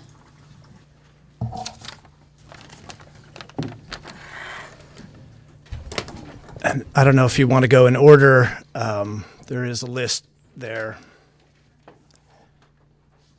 I'll be quick. you're right there. Okay. You're fine. So I want to speak you in do not have to rush. Mark No problem. Brasitis, 734 Courtney Avenue, Morgantown. Just want to speak in favor of the resolution to achieve greenhouse gas reductions in support of the Paris Climate Agreement, as I did at the previous meeting, the Committee of the Whole, the Meeting of the Whole. Jim Coatson was going to be here. He's our chair of the Green Team, and I'm speaking on behalf of the Green Team as well. And Caitlin Lewis, our secretary, is here supporting this too. Jim was going to be here, but evidently he couldn't be. And I just want to say briefly that he's devoted most of his professional life to looking at this issue. And this resolution is a work of professional dedication, but it's also a work of love for his community.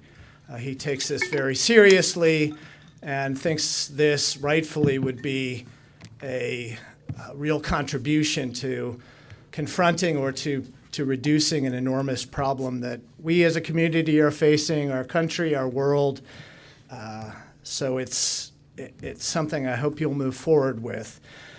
If there's concern about cost, we know that these technologies, these greenhouse gas reducing technologies, have come down in their cost, and that's a good thing. But I'd also ask you to look at the cost of not acting to reduce our greenhouse gas emissions. It's a little like having a credit card. Do we want to just be responsible and pay it off now, or do we want to look into the future when some definite and unfortunate kinds of climate catastrophes will happen in our community, I believe. I think that's fair to say at some point. Rising waters, mudslides, all kinds of environmental degradation that's going to take a lot of money to correct. So why not act now?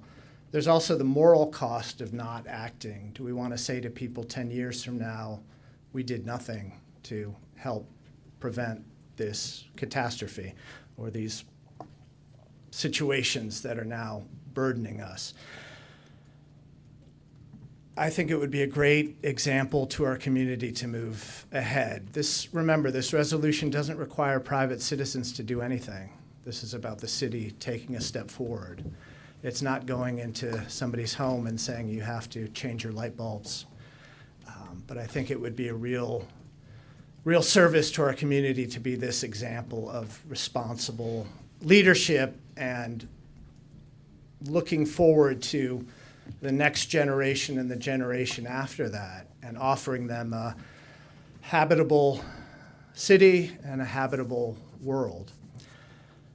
It's, as I said last time, it's not gonna save us, but it's gonna be doing our part to work toward a better world, a world that's sustainable. So I hope you'll give it the greatest consideration. And the GREE team has worked really, really hard on this, Jim Coatson in particular, but all the members have really been thoughtful and have contributed a lot to this. So thank you for your time and for your work.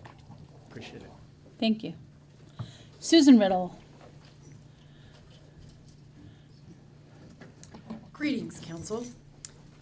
My reason for my appearance this evening is I wanted to share with you, I guess, two things. One, the CVB has been working diligently to try and drive the attendance at this event that we are assisting with promoting, which is the 2022 USA Diving Winter Nationals. Starting December 11th, we will have a number of individuals come into town. The competition is actually, yep, there's the flyer. The competition actually officially starts Wednesday the 14th. If you look, I gave you two things. I gave you the schedule, and the schedule keeps changing. Honest to goodness, if I go to the office and it changed 4 times today. But this is pretty solid as far as when the awards are given and when the preliminaries and it's just the outside events. But this is a time of year where there's a lot of other things going on, and we really need to show our support for this, community support for this event. The CVB has purchased a number of tickets, so we're doing whatever we can to get butts in the seats, because this is our dress rehearsal for the bid that we submitted for the 2024 USA Diving Olympic Trials. We are one of 2 finalists.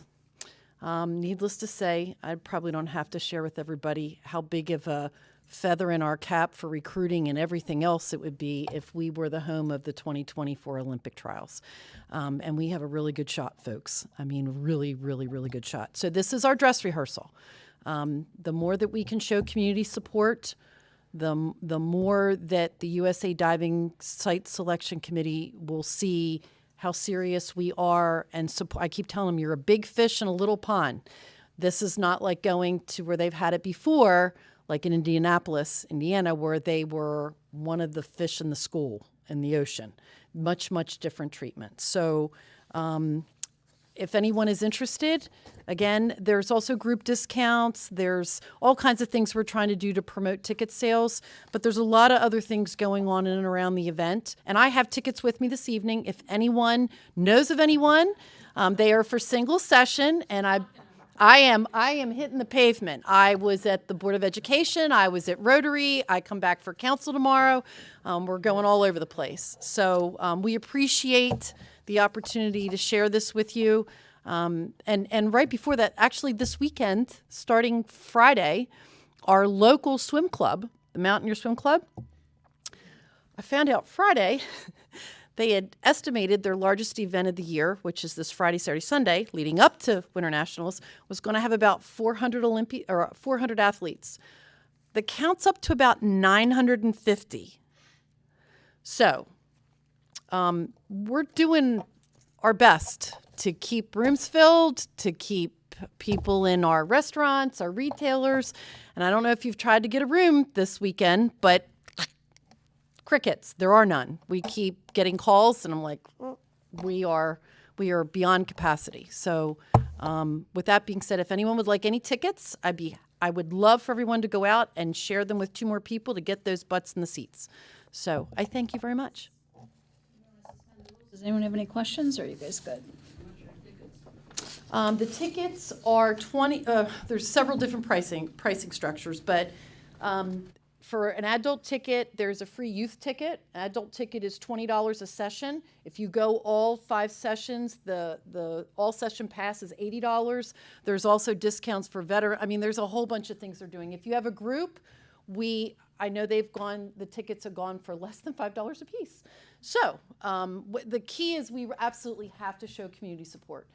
So anything anybody can do, even posting out if you have a billboard, welcome USA Diving, that also helps. So we've reached out in a lot of different directions, every which way we can think of. We are into guerrilla marketing in its finest right now. So if you have anybody you want us to talk to, just give us a holler. What's the size of the groups? If the It makes no discounts? difference. I mean, the facility holds 1,500 people. No, I mean, what's a minimum size for a group to get the discount pricing? Like if somebody wanted to find a group in their more than the average neighborhood. family. I would say we're working with anyone in any group size. 20 to 39. 20 to 39. Yeah, they're in saying general. that, but I know we've also worked our magic. So, all right. If you have a group of people, anybody's in the seats, that's what we want. And the sessions on Wednesday and Thursday, they're doing synchronized diving, which is really super cool. And to go to an event, it's like an hour and a half if you only want to see the final competition. And my last request is, Mayor, Yes. I need to secure some dignitaries for each of the award presentations that start Wednesday, Thursday, Friday, Saturday, Sunday. So I will be giving you a call if there's any day that you would be able to assist with those awards. I can be a dignitary. No Okay, problem. terrific. I can wear a dignitary jacket, and I can do that. Okay. We appreciate it greatly. Fan experience outside, the whole 9 yards. So come show our support. Thank you all. Thank you. All right, who's next? Ms. Cronin Yorick.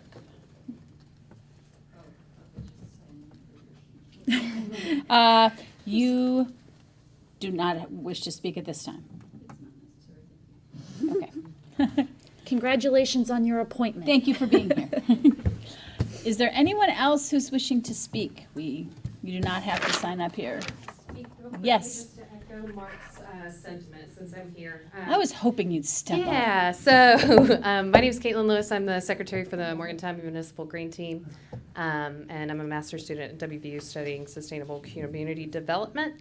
And I would just like to echo the sentiment that Mark spoke just a moment ago, and I'd like to add that when considering, implementing some of the policies associated with this this resolution, that it's paramount to recognize now that Morgantown needs to be proactive in developing a sustainable path forward in order to respond to the increasing threat that climate change poses on our society. And in order to be proactive about establishing a healthy community and providing a healthy community for the people that live here as well. And I just hope that these types of resolutions can be viewed as an opportunity to stand with the rest of the world and the country to improve and innovate Morgantown and just respond to the increasing threat of climate change. So, thanks. Thank you.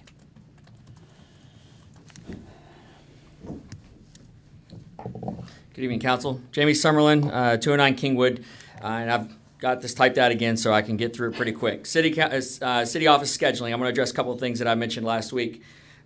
Speaking with a few people this week, others would like to see the city offices open on Fridays as well. I did some more digging and still have not found where the city voted to permanently move to a 4-day work week after the 1-year trial that started in June of 2020.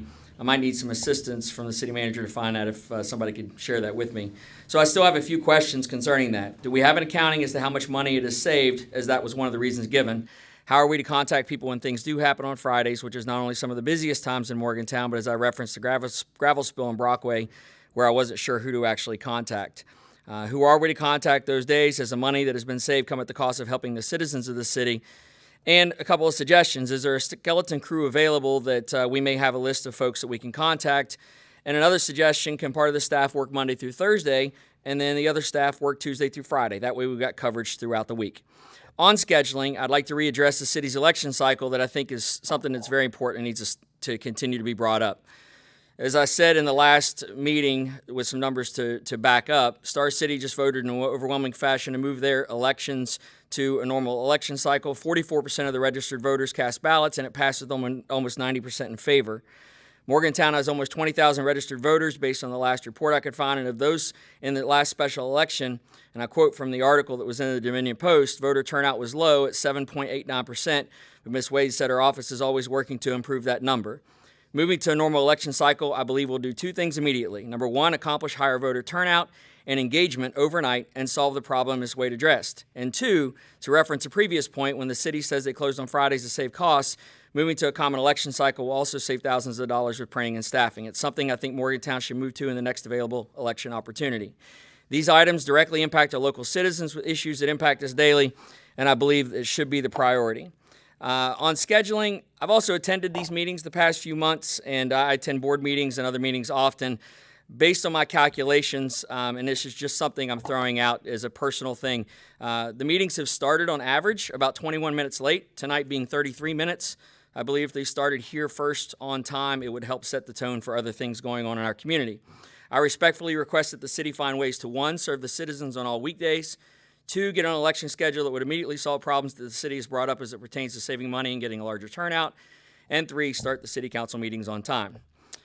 To also follow the police chief's wonderful comment made earlier about educating the public from the city council's procedures for meetings on the website, public hearings for ordinances. Statements shall be addressed to the council as a body and not to any individual member thereof. No person other than the chair and the person having the floor shall be permitted to enter into any discussion without recognition by the chair.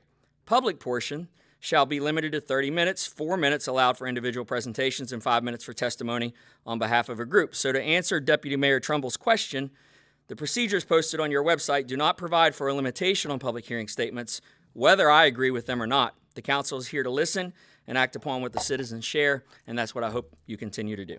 Thank you.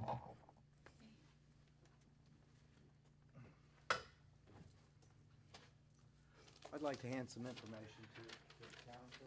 I'll give it to the manager. Well, Brian, you had asked for this, and what it does is that it answers some questions about procedures that you're having outside sources and companies. Yeah, they can't. If you would speak into the Yes, microphone. I'm sorry, I apologize. But I want to get that because as Mr. Southern just stated, and I agree with all the things he said, and I would make a suggestion on top of what he did. When people come here, they're giving their time as a citizen. They're giving their time. The other community that I come from, I learned something very, very quickly that was that worked for the people, is that during their meeting, no matter what time their meeting starts, and it should start on time, but the fact of the matter is, I understand that there's reasons that can't.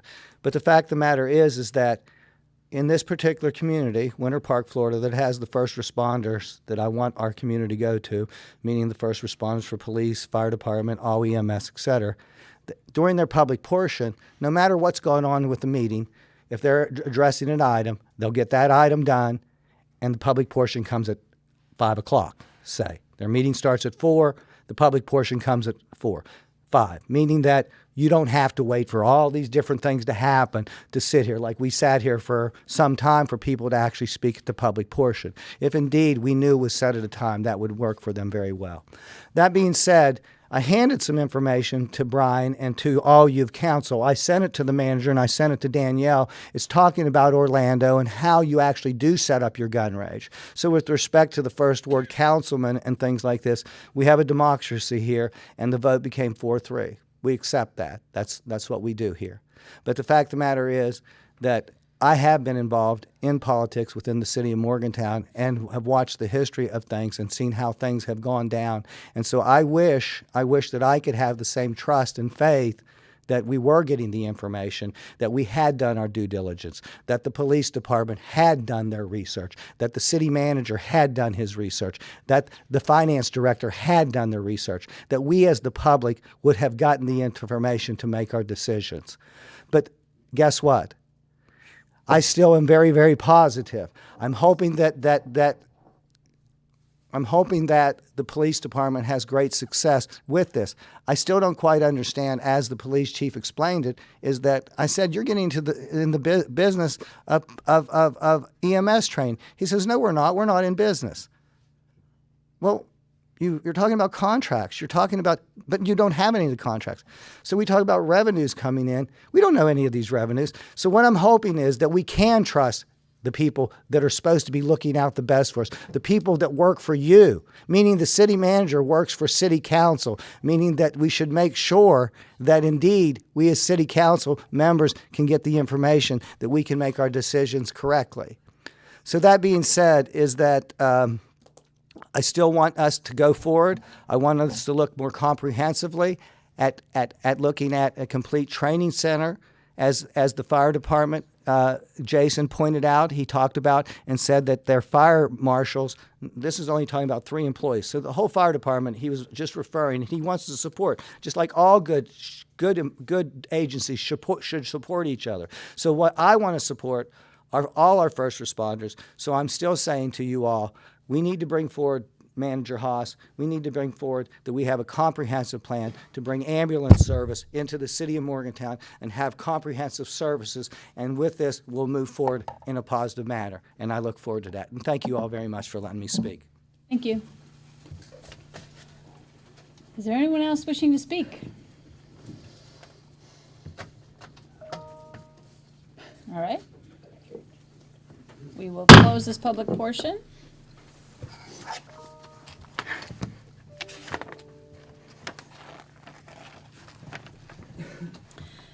There are no special committee reports. As there's no consent agenda, we're on to new business. Consideration of adoption and of findings and conclusions of the vacant structure, 400 Beechhurst Avenue, Morgantown, West Virginia, 26505. So I guess all of these can be, if you would mind, I was to refer to our city attorney. Thank you, Mayor. Items A, B, and C on your agenda are proposed orders from council on 3 requests for exemption from the vacant structures registration requirement in the city's vacant structures code. Council held hearings on these applications on October 4th. And as a reminder, the requirement that City Council consider and rule on requests for exemption from the registration requirement is a feature of the state enabling legislation that grants cities the authority to have these vacant structures codes. Each proposed finding is specific to the property involved, and so each is listed as a separate item. I believe that item A, relating to 400 Beechhurst Avenue, Council may have wished to defer to a future meeting. Correct? Correct.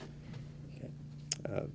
So item B is a proposed order for 301 East Brockway Avenue, making a finding that the request for exemption is granted because the applicant has demonstrated that the property owner is unable to occupy the property for a determinate period of time and that the property is exempt from registration through July 1, 2023.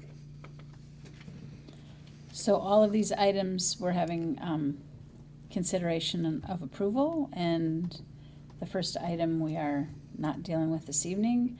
The second item is consideration of approval. Is there a motion? Sorry, for all three or the first one? For Item B. Oh, for B. Yeah, I would move to approve that. Second. I'll second. Okay. Is there discussion on this item?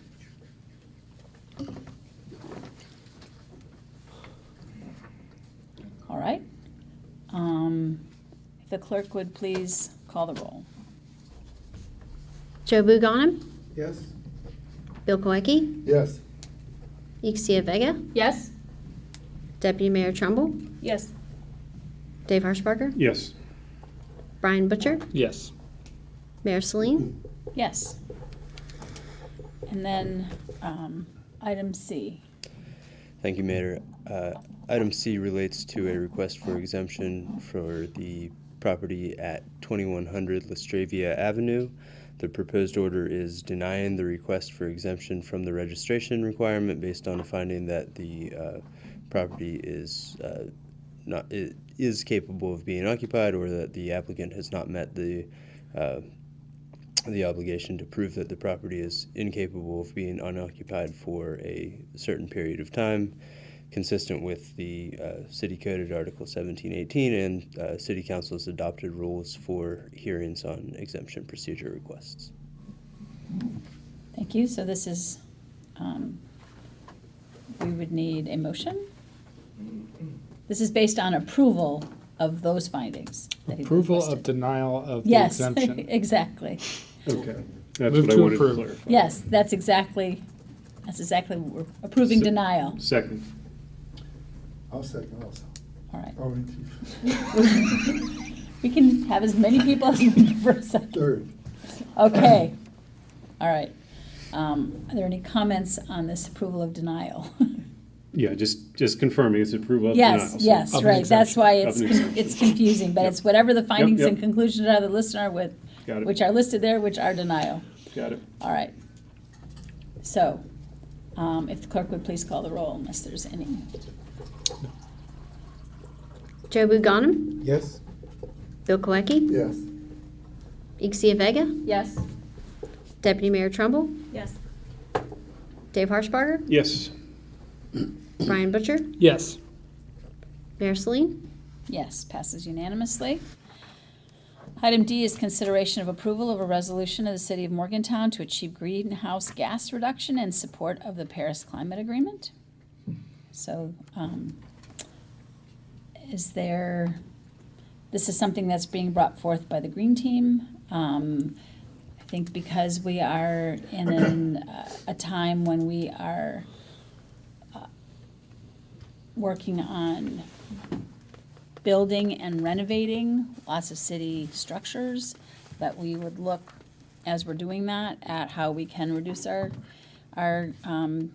greenhouse gas emissions, have our greenhouse gas reduced. And also as we're looking at our fleet and at proposals that have to do with solar panels, that we consider those in light of the progress that we've made and the work that's being done by the greenhouse and good common sense. Move to approve. Second. I'll second again. All right. Wow, we got a whole extra seconder here. So, does anyone have any comments or questions or suggestions about this? I'm just very grateful for the fact that, for this being brought to us by a Green Team. I think it's very well thought out, very well presented, and I believe very much representative of our community, and I think is well expressed by our acceptance on this commission for this among our fellows here. So by all means, let's move it forward. I have a question for the city manager. Yes. So, given what's outlined here, Kim, do we feel like it's reasonable to meet a lot of these goals, and do you think that this is a path forward that you can work with? I really do. I know we're right in the middle of doing of some major renovations now that just in and certainly what we have control over, and that's city facilities. I think that with the renovations we're doing now, I think there's really good progress going to be made. Good opportunity there Yep. to do a lot of stuff. Yep. Perfect. Good questions. Well, and I've heard staff talk about solar panels and other measures that were already being considered that this would be in line with, so. Good. Here we are. Clerk, would you please call the roll unless somebody has any other comments? Yes. Joe Buganum, Yes? Bill Koecki, Yes. Ixia Vega, Yes. Deputy Mayor Trumbull, Yes. Dave Harshbarger, Yes. Brian Butcher, Yes. Mayor Sleen. Yes, passes unanimously. Now we have work to do. So next up is our Attorney Simonton. There's lots of reading for you here. Yes, I'm going to read. But I will read and then you're up, unless you wanted to say something first. I think he has you down for things. I better find my glasses. Oh no, don't run him over with your chair. Yeah, that would be a trick. All right. Then I'll have to read. That's right.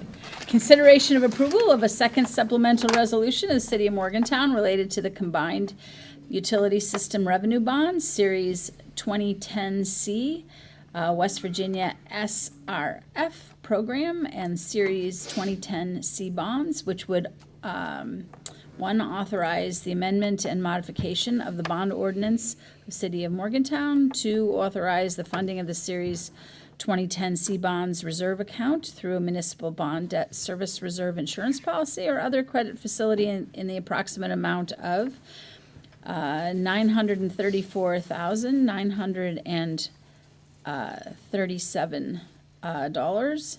And three, authorize the withdrawal of monies in the Series 2010 C bonds reserve account. And four, approve the municipal bond debt service reserve agreement from Build America Mutual Insurance Company for the Series 2010 C bonds reserve account and related matters. And now we'd ask the city attorney. Thank you, Mayor. Items E through L on your agenda will, if passed by council, modify 8 bond ordinances of the city. The purpose of this transaction is to release approximately $1.9 million from reserve funds held in various accounts of the city's utility system revenue bonds and replace the security for the bondholders of those bonds with an insurance policy that will be purchased from Build America Mutual.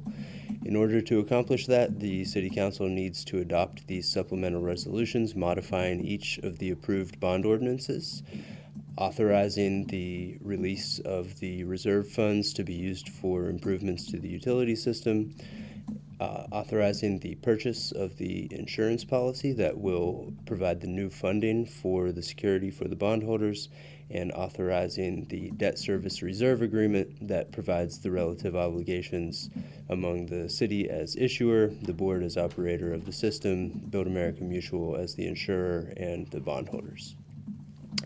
We have here tonight Rob Steptoe of Cruz & Associates, which has acted as underwriter on the project, and he'd like to discuss with council the closing of the transaction after approval and timeline to funding.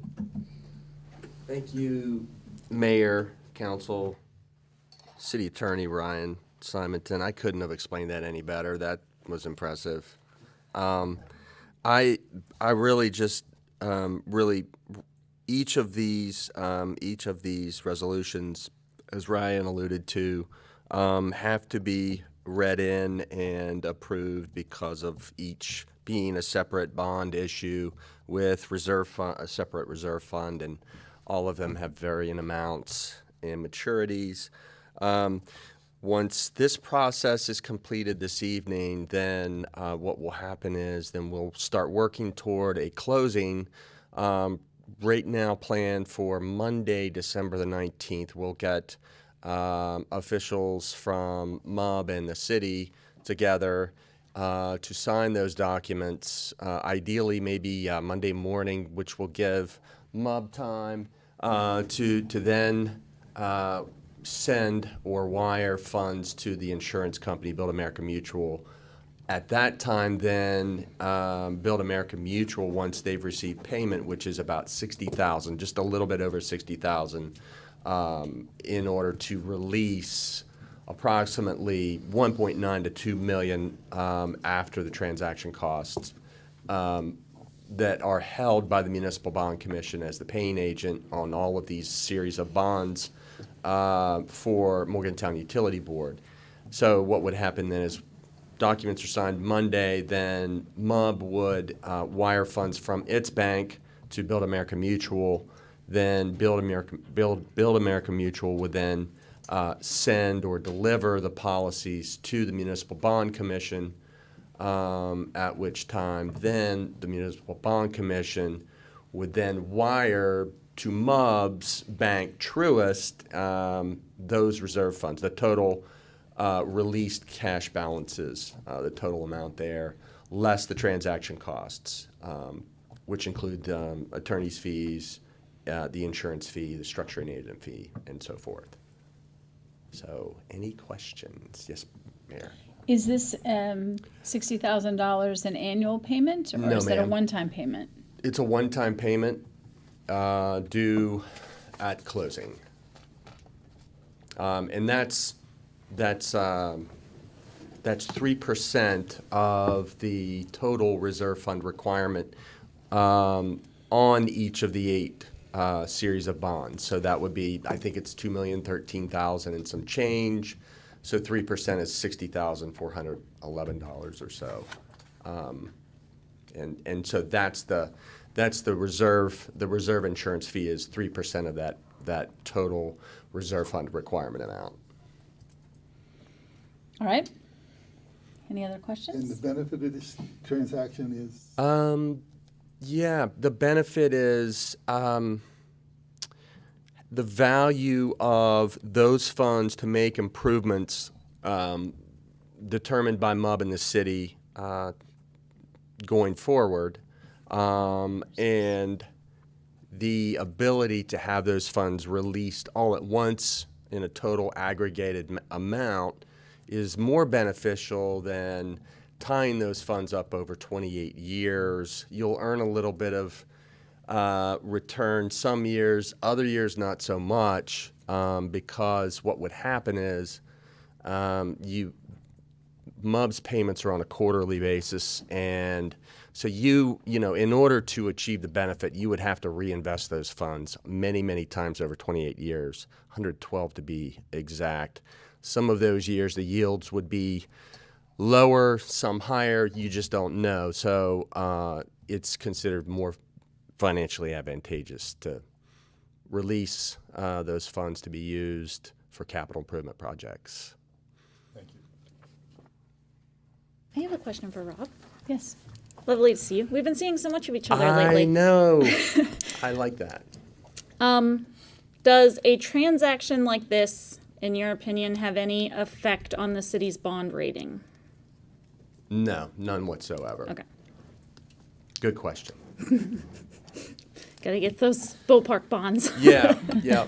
And, you know, in fact, we, when MUB went out, I believe it was in the fall of 20, we refinanced a large series of bonds, and in that process, we went ahead and got a rating for the city as well. So that's going to help on the boat park transactions. Great.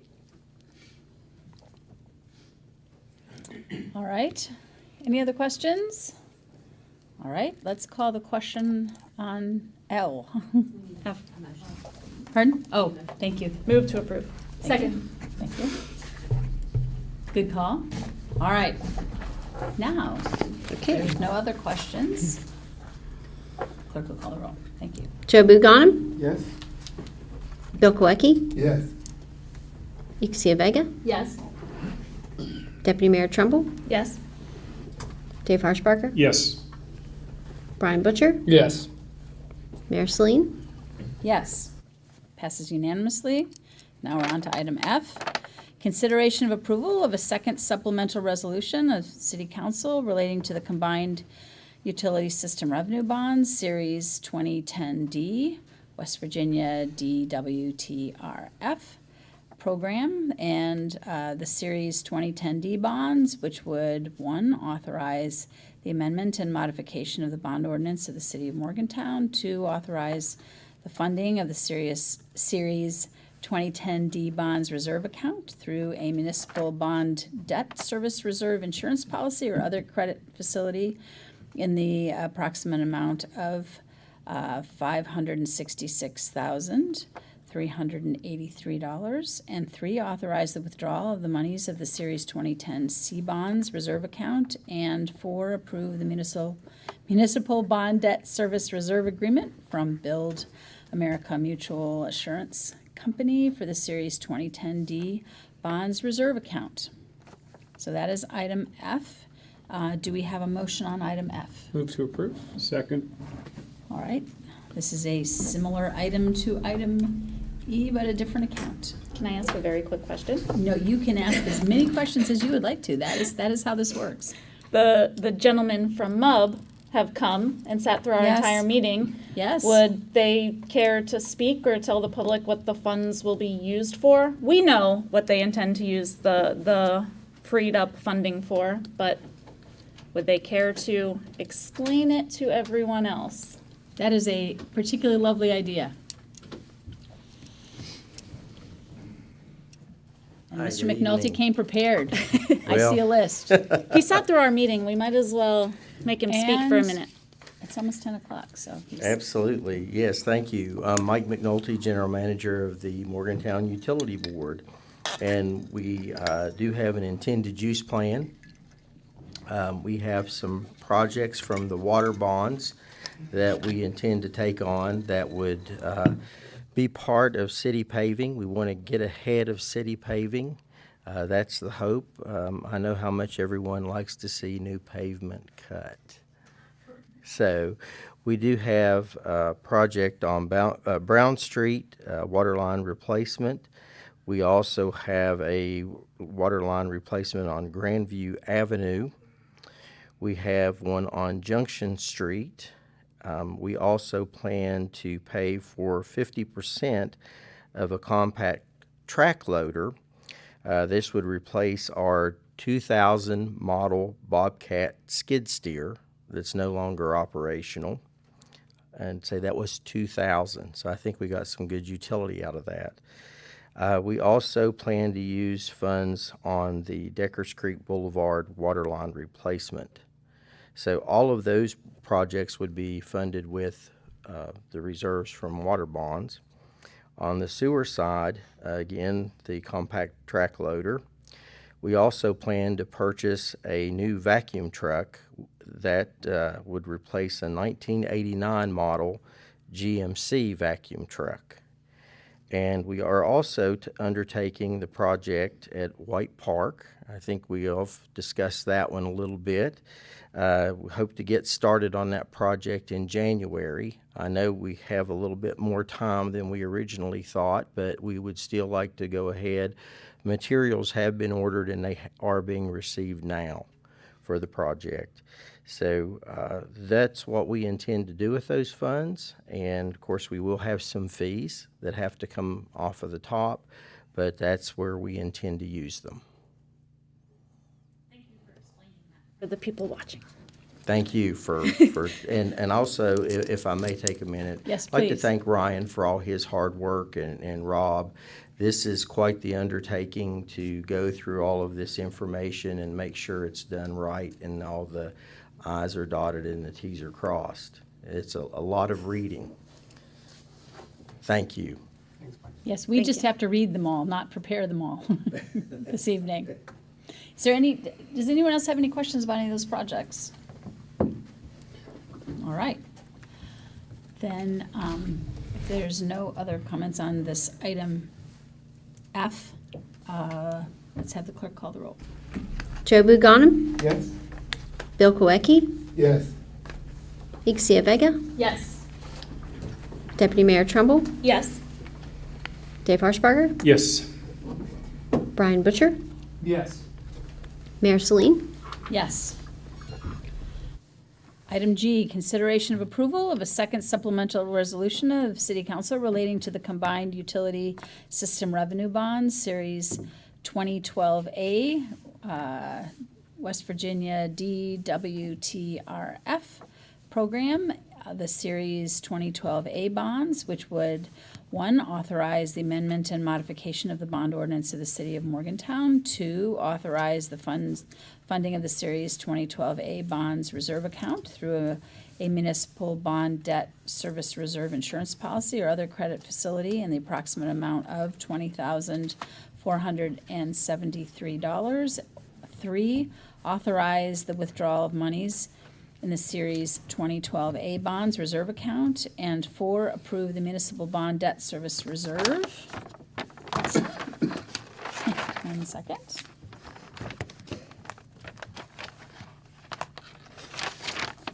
Agreement from Build America Mutual Insurance Company for the Series 2012A bonds reserve account. So, do we have a motion on that one? Move. Thank So you. Is moved. there a second? Second. Thank you. And then, are there any questions or comments on this particular item? Okay, if the clerk would please call the roll. Joe Buganim, Yes. Bill Koecki, Yes. Ixia Vega, Yes. Deputy Mayor Trumbull, Yes. Dave Harshbarger, Yes. Brian Butcher, Yes. Mayor Celine. Yes, passes unanimously. Item H, consideration of approval of a second supplemental resolution of City Council relating to the combined utility system revenue bond, Series 2013A, West Virginia Infrastructure Bond, the Series 2013A bonds, which would authorize the amendment and modification of the bond ordinance of the City of Morgantown. Two, authorize the funding of Series 2013A bonds reserve account through a municipal bond debt service reserve insurance policy or other credit facility in the approximate amount of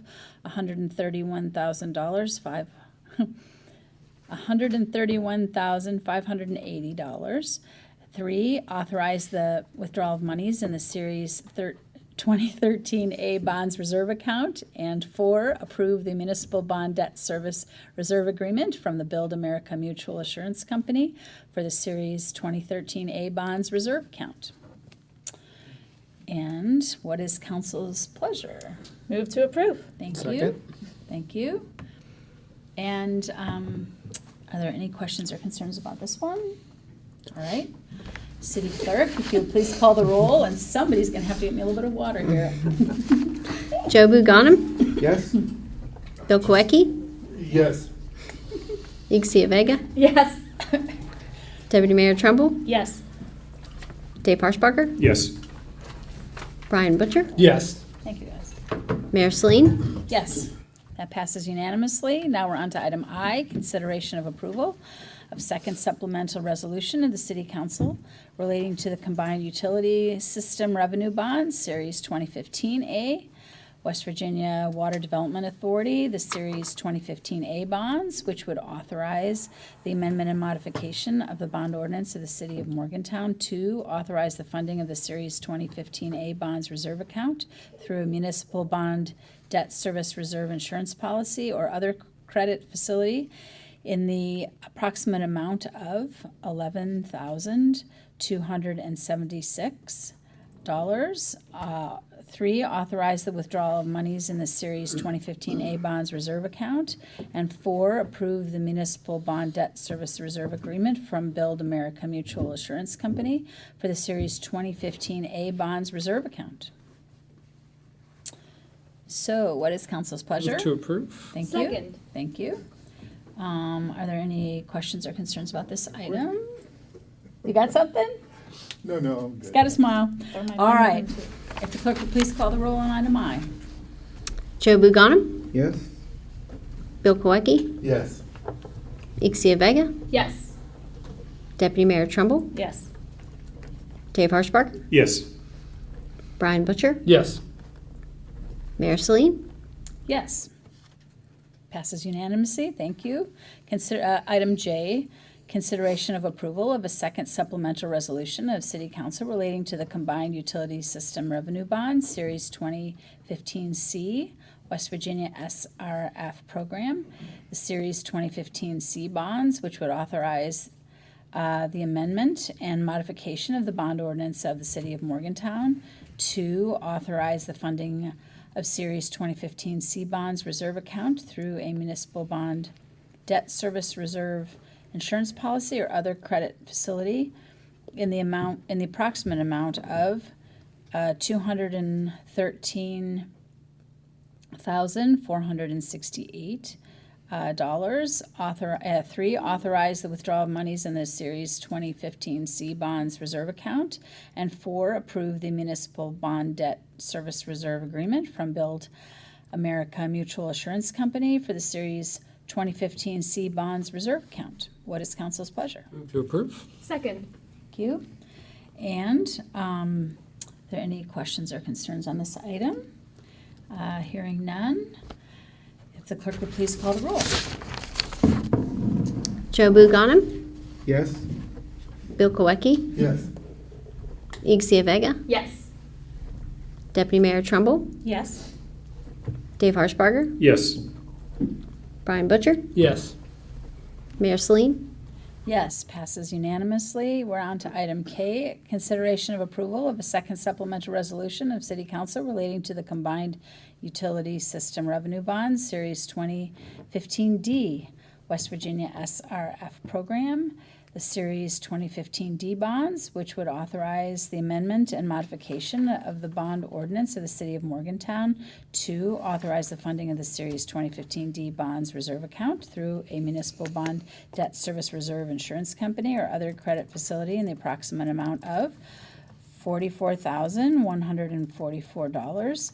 3, authorize the withdrawal of monies from the Series 2015D bonds reserve account. And 4, approve the municipal bond debt service reserve agreement from Build America Mutual Assurance Company for the Series 2015D bonds reserve account. What's council's pleasure on that item? Move to approve. Second. Any questions or concerns? Hearing none, ask the clerk if she would please call the roll. Joe Buganim, Yes? Bill Koecki, Yes. Igsia Vega, Yes. Deputy Mayor Trumbull, Yes. Dave Harshbarger, Yes. Brian Butcher, Yes.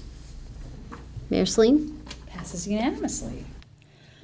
Last item in this series, item L, consideration of approval of a second supplemental resolution of City Council relating to the Combined Utility System Revenue Bonds, Series 2019B, West Virginia DWTRF Program. The Series 2019D bonds, which would authorize the amendment and modification of the bond ordinance of the City of Morgantown. 2, authorize the funding of the Series 2019D bonds reserve account through a municipal bond debt service reserve insurance company or other credit facility in the amount of $91,445. 3, authorize the withdrawal of monies from Series 2019D bonds reserve account.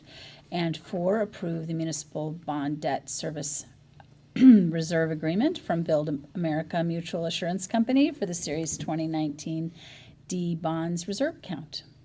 Move to approve. Thank you. Second. Thank you. All right. Are there any questions or concerns on this item? Hearing none. Clerk, for the final time on this series, would you please call the roll? Joe Buganim, Yes? Bill Koecki, Yes. Igsia Vega, Yes. Deputy Mayor Trumbull, Yes. Dave Harshbarger, Yes. Brian Butcher, Yes. Mayor Celine. Yes, that passes unanimously. And now MUB can go forward and do good work once we get the paperwork finalized. On December 16th or 19th. Or That's right. 19th. That's right. December 19th, Monday morning. Thank you all. Thank you for the two of you for preparing this. City managers report. Give Mr. Ramey some, it's Tom Hammond, who's unfortunately not able to be here tonight due to an unexpected issue, is the one who did the heavy lifting on the Oh, well. preparation of these documents. Thank him then. Thank him then. City managers report. I don't have anything. I sent some written updates to council today. Just the project tracking program I received a kind of a final draft today to look at. I think it's going to be very helpful for all of us in tracking projects and things that are of concern for us. And I'll share that with you. Hopefully tomorrow. We need to work out a couple of kinks in it, but I think it looks very good. Good. We have something from tonight. Should probably make sure we add to it. Yeah. Climate change. Climate change. Yeah. Just making sure that's a consideration when we're having our building projects. There's always something. Report from the city clerk. Yes, Mayor. Checking to see if council would like to go ahead and set a date on the legislative session. You have not had an opportunity to look at your email. No. The majority of our legislators who have responded agreed that the 20th would work for them. The 20th? Mm-hmm. It sounded like that might avoid some Yeah. of their other sessions. So. Is that good with Yes, council? let's do it. Yes. Yeah, with apologies, I will not be able to. Oh, and that's right. That's right. completely understandable. If it was on the balance and it would still work on that other date, then we would have selected Yep, that yep, other yep. date. All right. Thank you. And then I wanted to remind council of the West Virginia Municipal League Midwinter Conference. It is a little later this year than it was last year. Last year it was in January, but this year it is February 13th through the 14th. So just Valentine's Day with them. Make little hearts all over that. So mark your calendars for that Midwinter Conference if you would like. The registration is not quite up yet on their site, but know that I'll keep you posted. And then lastly, the Police Civil Service Commission met last week, and they set the date for the next entry-level police officer exam, and it will be March 11th, 2023. I will make sure that our new communications director is aware, and we'll make sure that that is placed on our website. And that concludes my report. Thank you. Report from city attorney. Thank you, Mayor. We are continuing to work on the Building Commission lease revenue bonds that Council has approved to fund Bow Park facilities, the first one being improvements to the ice arena, with construction scheduled to begin in March. We are working on the real estate work to make the assignment of the lease from the Building Commission to the city for the property that will be improved with those funds, as well as just working with Bow Park and the architect on the finalization of the bidding documents and then preparing to get those out to bidders. And I don't have anything else to report this evening. Thank you very much. Anything else? We're good? All right. Report from council members. Counselor Butcher, would you like to? Yeah, sure. I don't have much to report on, especially because it's so late. But I did want to mark the unexpected closing at Gridstone. And I hadn't heard anything about it, but apparently some people have talked about it before. My understanding is we still do have small business grants available, right, Kim? So if people are having hard times, please. They already got one. Oh, they already got one. Okay, well, never mind. But yeah, we do try to work with community partners, and I hope we can figure out a way to make sure that they can open back up to the public again. That was a really cool facility. Yeah, that'll end my report. Short and sweet. Yeah. I had an opportunity to spend Friday afternoon with the leadership team of MUB and have an orientation to the workings of MUB and get to meet folks, and very enjoyable. And this coming week from tonight will be my first official meeting with MUB as a board member. So I look forward to hopefully being that connection between us and MUB and us and the city. So that's all. Whatever you can do to keep us apprised. I spoke a little bit to one of their board members who suggested that we make sure that we request that there be some regular reporting whenever there's something that should be reported. Yeah. So I think, as I get my feet wet and am able to share that with council, we can determine what seems like what kind of information we want, how we want it formatted, the frequency. So we'll figure that out. Yeah. Thank you. Yes. For serving in that role. Still haven't received a work plan from October, but that's neither here nor there. Well, we're supposed to be getting this. Yes. I will just say that my group, the Morgantown Cleanup Project, is working with the Greenmont Neighborhood Association, who is doing a neighborhood cleanup again. They're very active over there these days.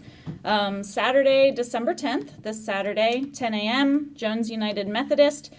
The Greenmont Neighborhood Association has organized that, and the Morgantown Cleanup Project, my group, is providing all of the supplies, so I hope some folks will come out. Hopefully the weather will be okay. It looked cold but sunny on Saturday, so other than that, I would just like to reiterate what a few folks during our public portion said about respecting people's time. This is a drum that I've been beating for a long time, and I bring it up every now and then, but I would like to see us starting our meetings on time and being respectful of not only those who are interviewing and having to wait on interviews, but people who do make the effort to show up to our meetings. So I would again like to suggest that maybe those making 20-minute interviews into 15-minute interviews to try to fit them in with a little buffer didn't actually change the length of any interview, and we should maybe pare those down or set up special times for those so that we can get our meetings started on time. But good. Councilor Vega? I want to give a lot of shout outs to our youth in Morgantown. They're really killing the game lately. Morgantown High School students that are a part of the Student Health and Safety Club have started one of the coolest projects I've ever seen, which is to make sure that people in their school don't go without period products that they need. So they're having a period of giving right now, which is very nice for the times that we're in. They're going to be asking for donations at several businesses in Morgantown. Here's a list of them really quick. If you stop by these places and so happen want to donate some sort of period product, please go to these very nice decorated and wrapped boxes. There's going to be one at Stick, the Art Bar, River Birch, Terra Cafe, The Grind, Hoot and Howl, River Fair Trade, Blue Moose, Quantum Bean, Buddy's Bud & Co., and Bubblefish. That's on High Street. So if you are feeling generous and want to give to our young people, please feel free. They have this locker they have the combination on there. It's very cute. But they have a locker that's filled with these products and other products that folks might need to take throughout the day. They're making sure that they're keeping count on this. So this is going to be a really cool project that I hope we can support and that they can keep on doing. And another shout out is for Irene Riggs of Morgantown High School. She ran in a long distance race for the Nike Cross Nationals and won first place. So just wanted to give a shout out to Irene Riggs. And that will conclude my report. Go for the youth report. All right. Very good, thank you. I had the pleasure of attending the 10th anniversary celebration for the WVU Land Use Clinic as part of the Municipal League, sat at their table. That group has been just excellent for the community. Not only Morgantown, we've taken advantage of their services in the past, but also for our surrounding communities. I know that they've done, for example, the comprehensive plan for Granville and what have you. They are a service that's just remarkable. We're very happy to have them here, and I want to congratulate them on their success. Another thing, to address the issue of timeliness, and I totally agree with that. We know, and we've said this in the past, that unfortunately when you ask somebody to speak up, they do, for extended lengths of time, which should be. We are, on this particular council, people who have other commitments and cannot start earlier than we do. And we generally start those meetings at 6, which is close to getting from any job commitments to that particular meeting. I would suggest that maybe, we've only had success in shutting down at 11 as the final day. I would suggest that perhaps we start our meetings at 7:30. And then we start these prior meetings at 6 and try to control those a bit. That'd make it a little more reasonable for the people who are attending, knowing that we'll be a little closer to the actual start time. I don't know that that's the right solution. I don't know if that's the one that's the cure to the problem, but it's certainly one way of addressing our needs with our own commitments to people who are working on other jobs, but also too in terms of controlling the meeting. And perhaps what we can do is look at our agendas a little more as to what we bring and how the length of our evening meetings might be, knowing that when we have a controversial meeting, that we might allow a little more time for that and a little less time for some of the other activities. Good suggestion. Just a thought. Thank you.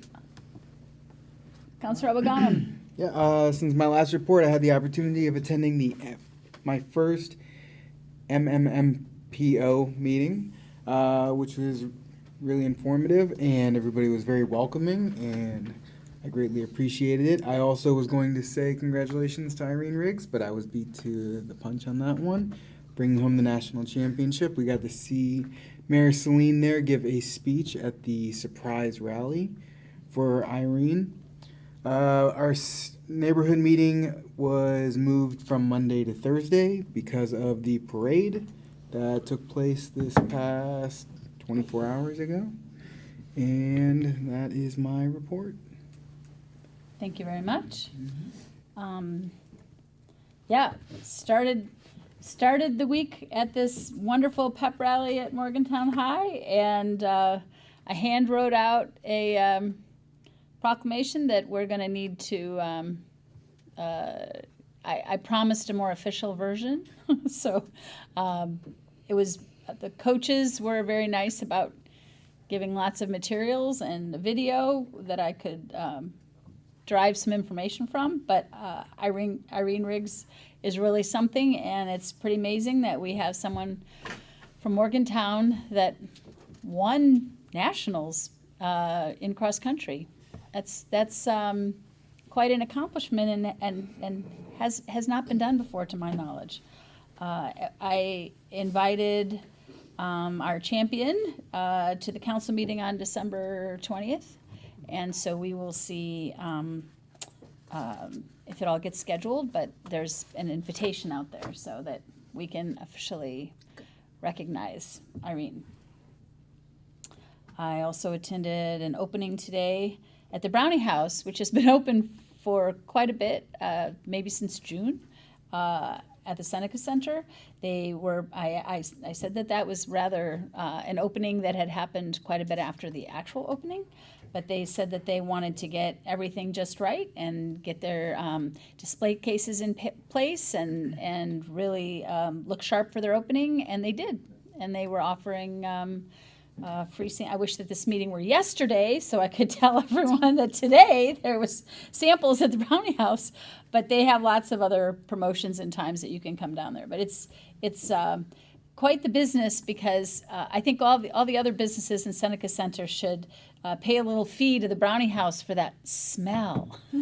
Because when people come in, it just makes you feel like you're home. You know, you just have this wonderful, wonderful smell, even on the top floor when it's on the ground floor. And they also have some ideas about having some decking overlooking the trail, which would be lovely to have more use that connection on both sides of Seneca Center so that people who are on the trail can come have some goodies while they're biking or walking past. I attended the parade, which was something. Must have been 4 or 5 or more bands, middle school and high school. There was lots of large machines, including a decorated cement mixer. Smokey the Bear was there. Santa was in a few places, including on top of one of our fire trucks. And it just brought such a huge crowd. I remember some years ago when the parade had gotten smaller, and it has really built up into a large event in the downtown. And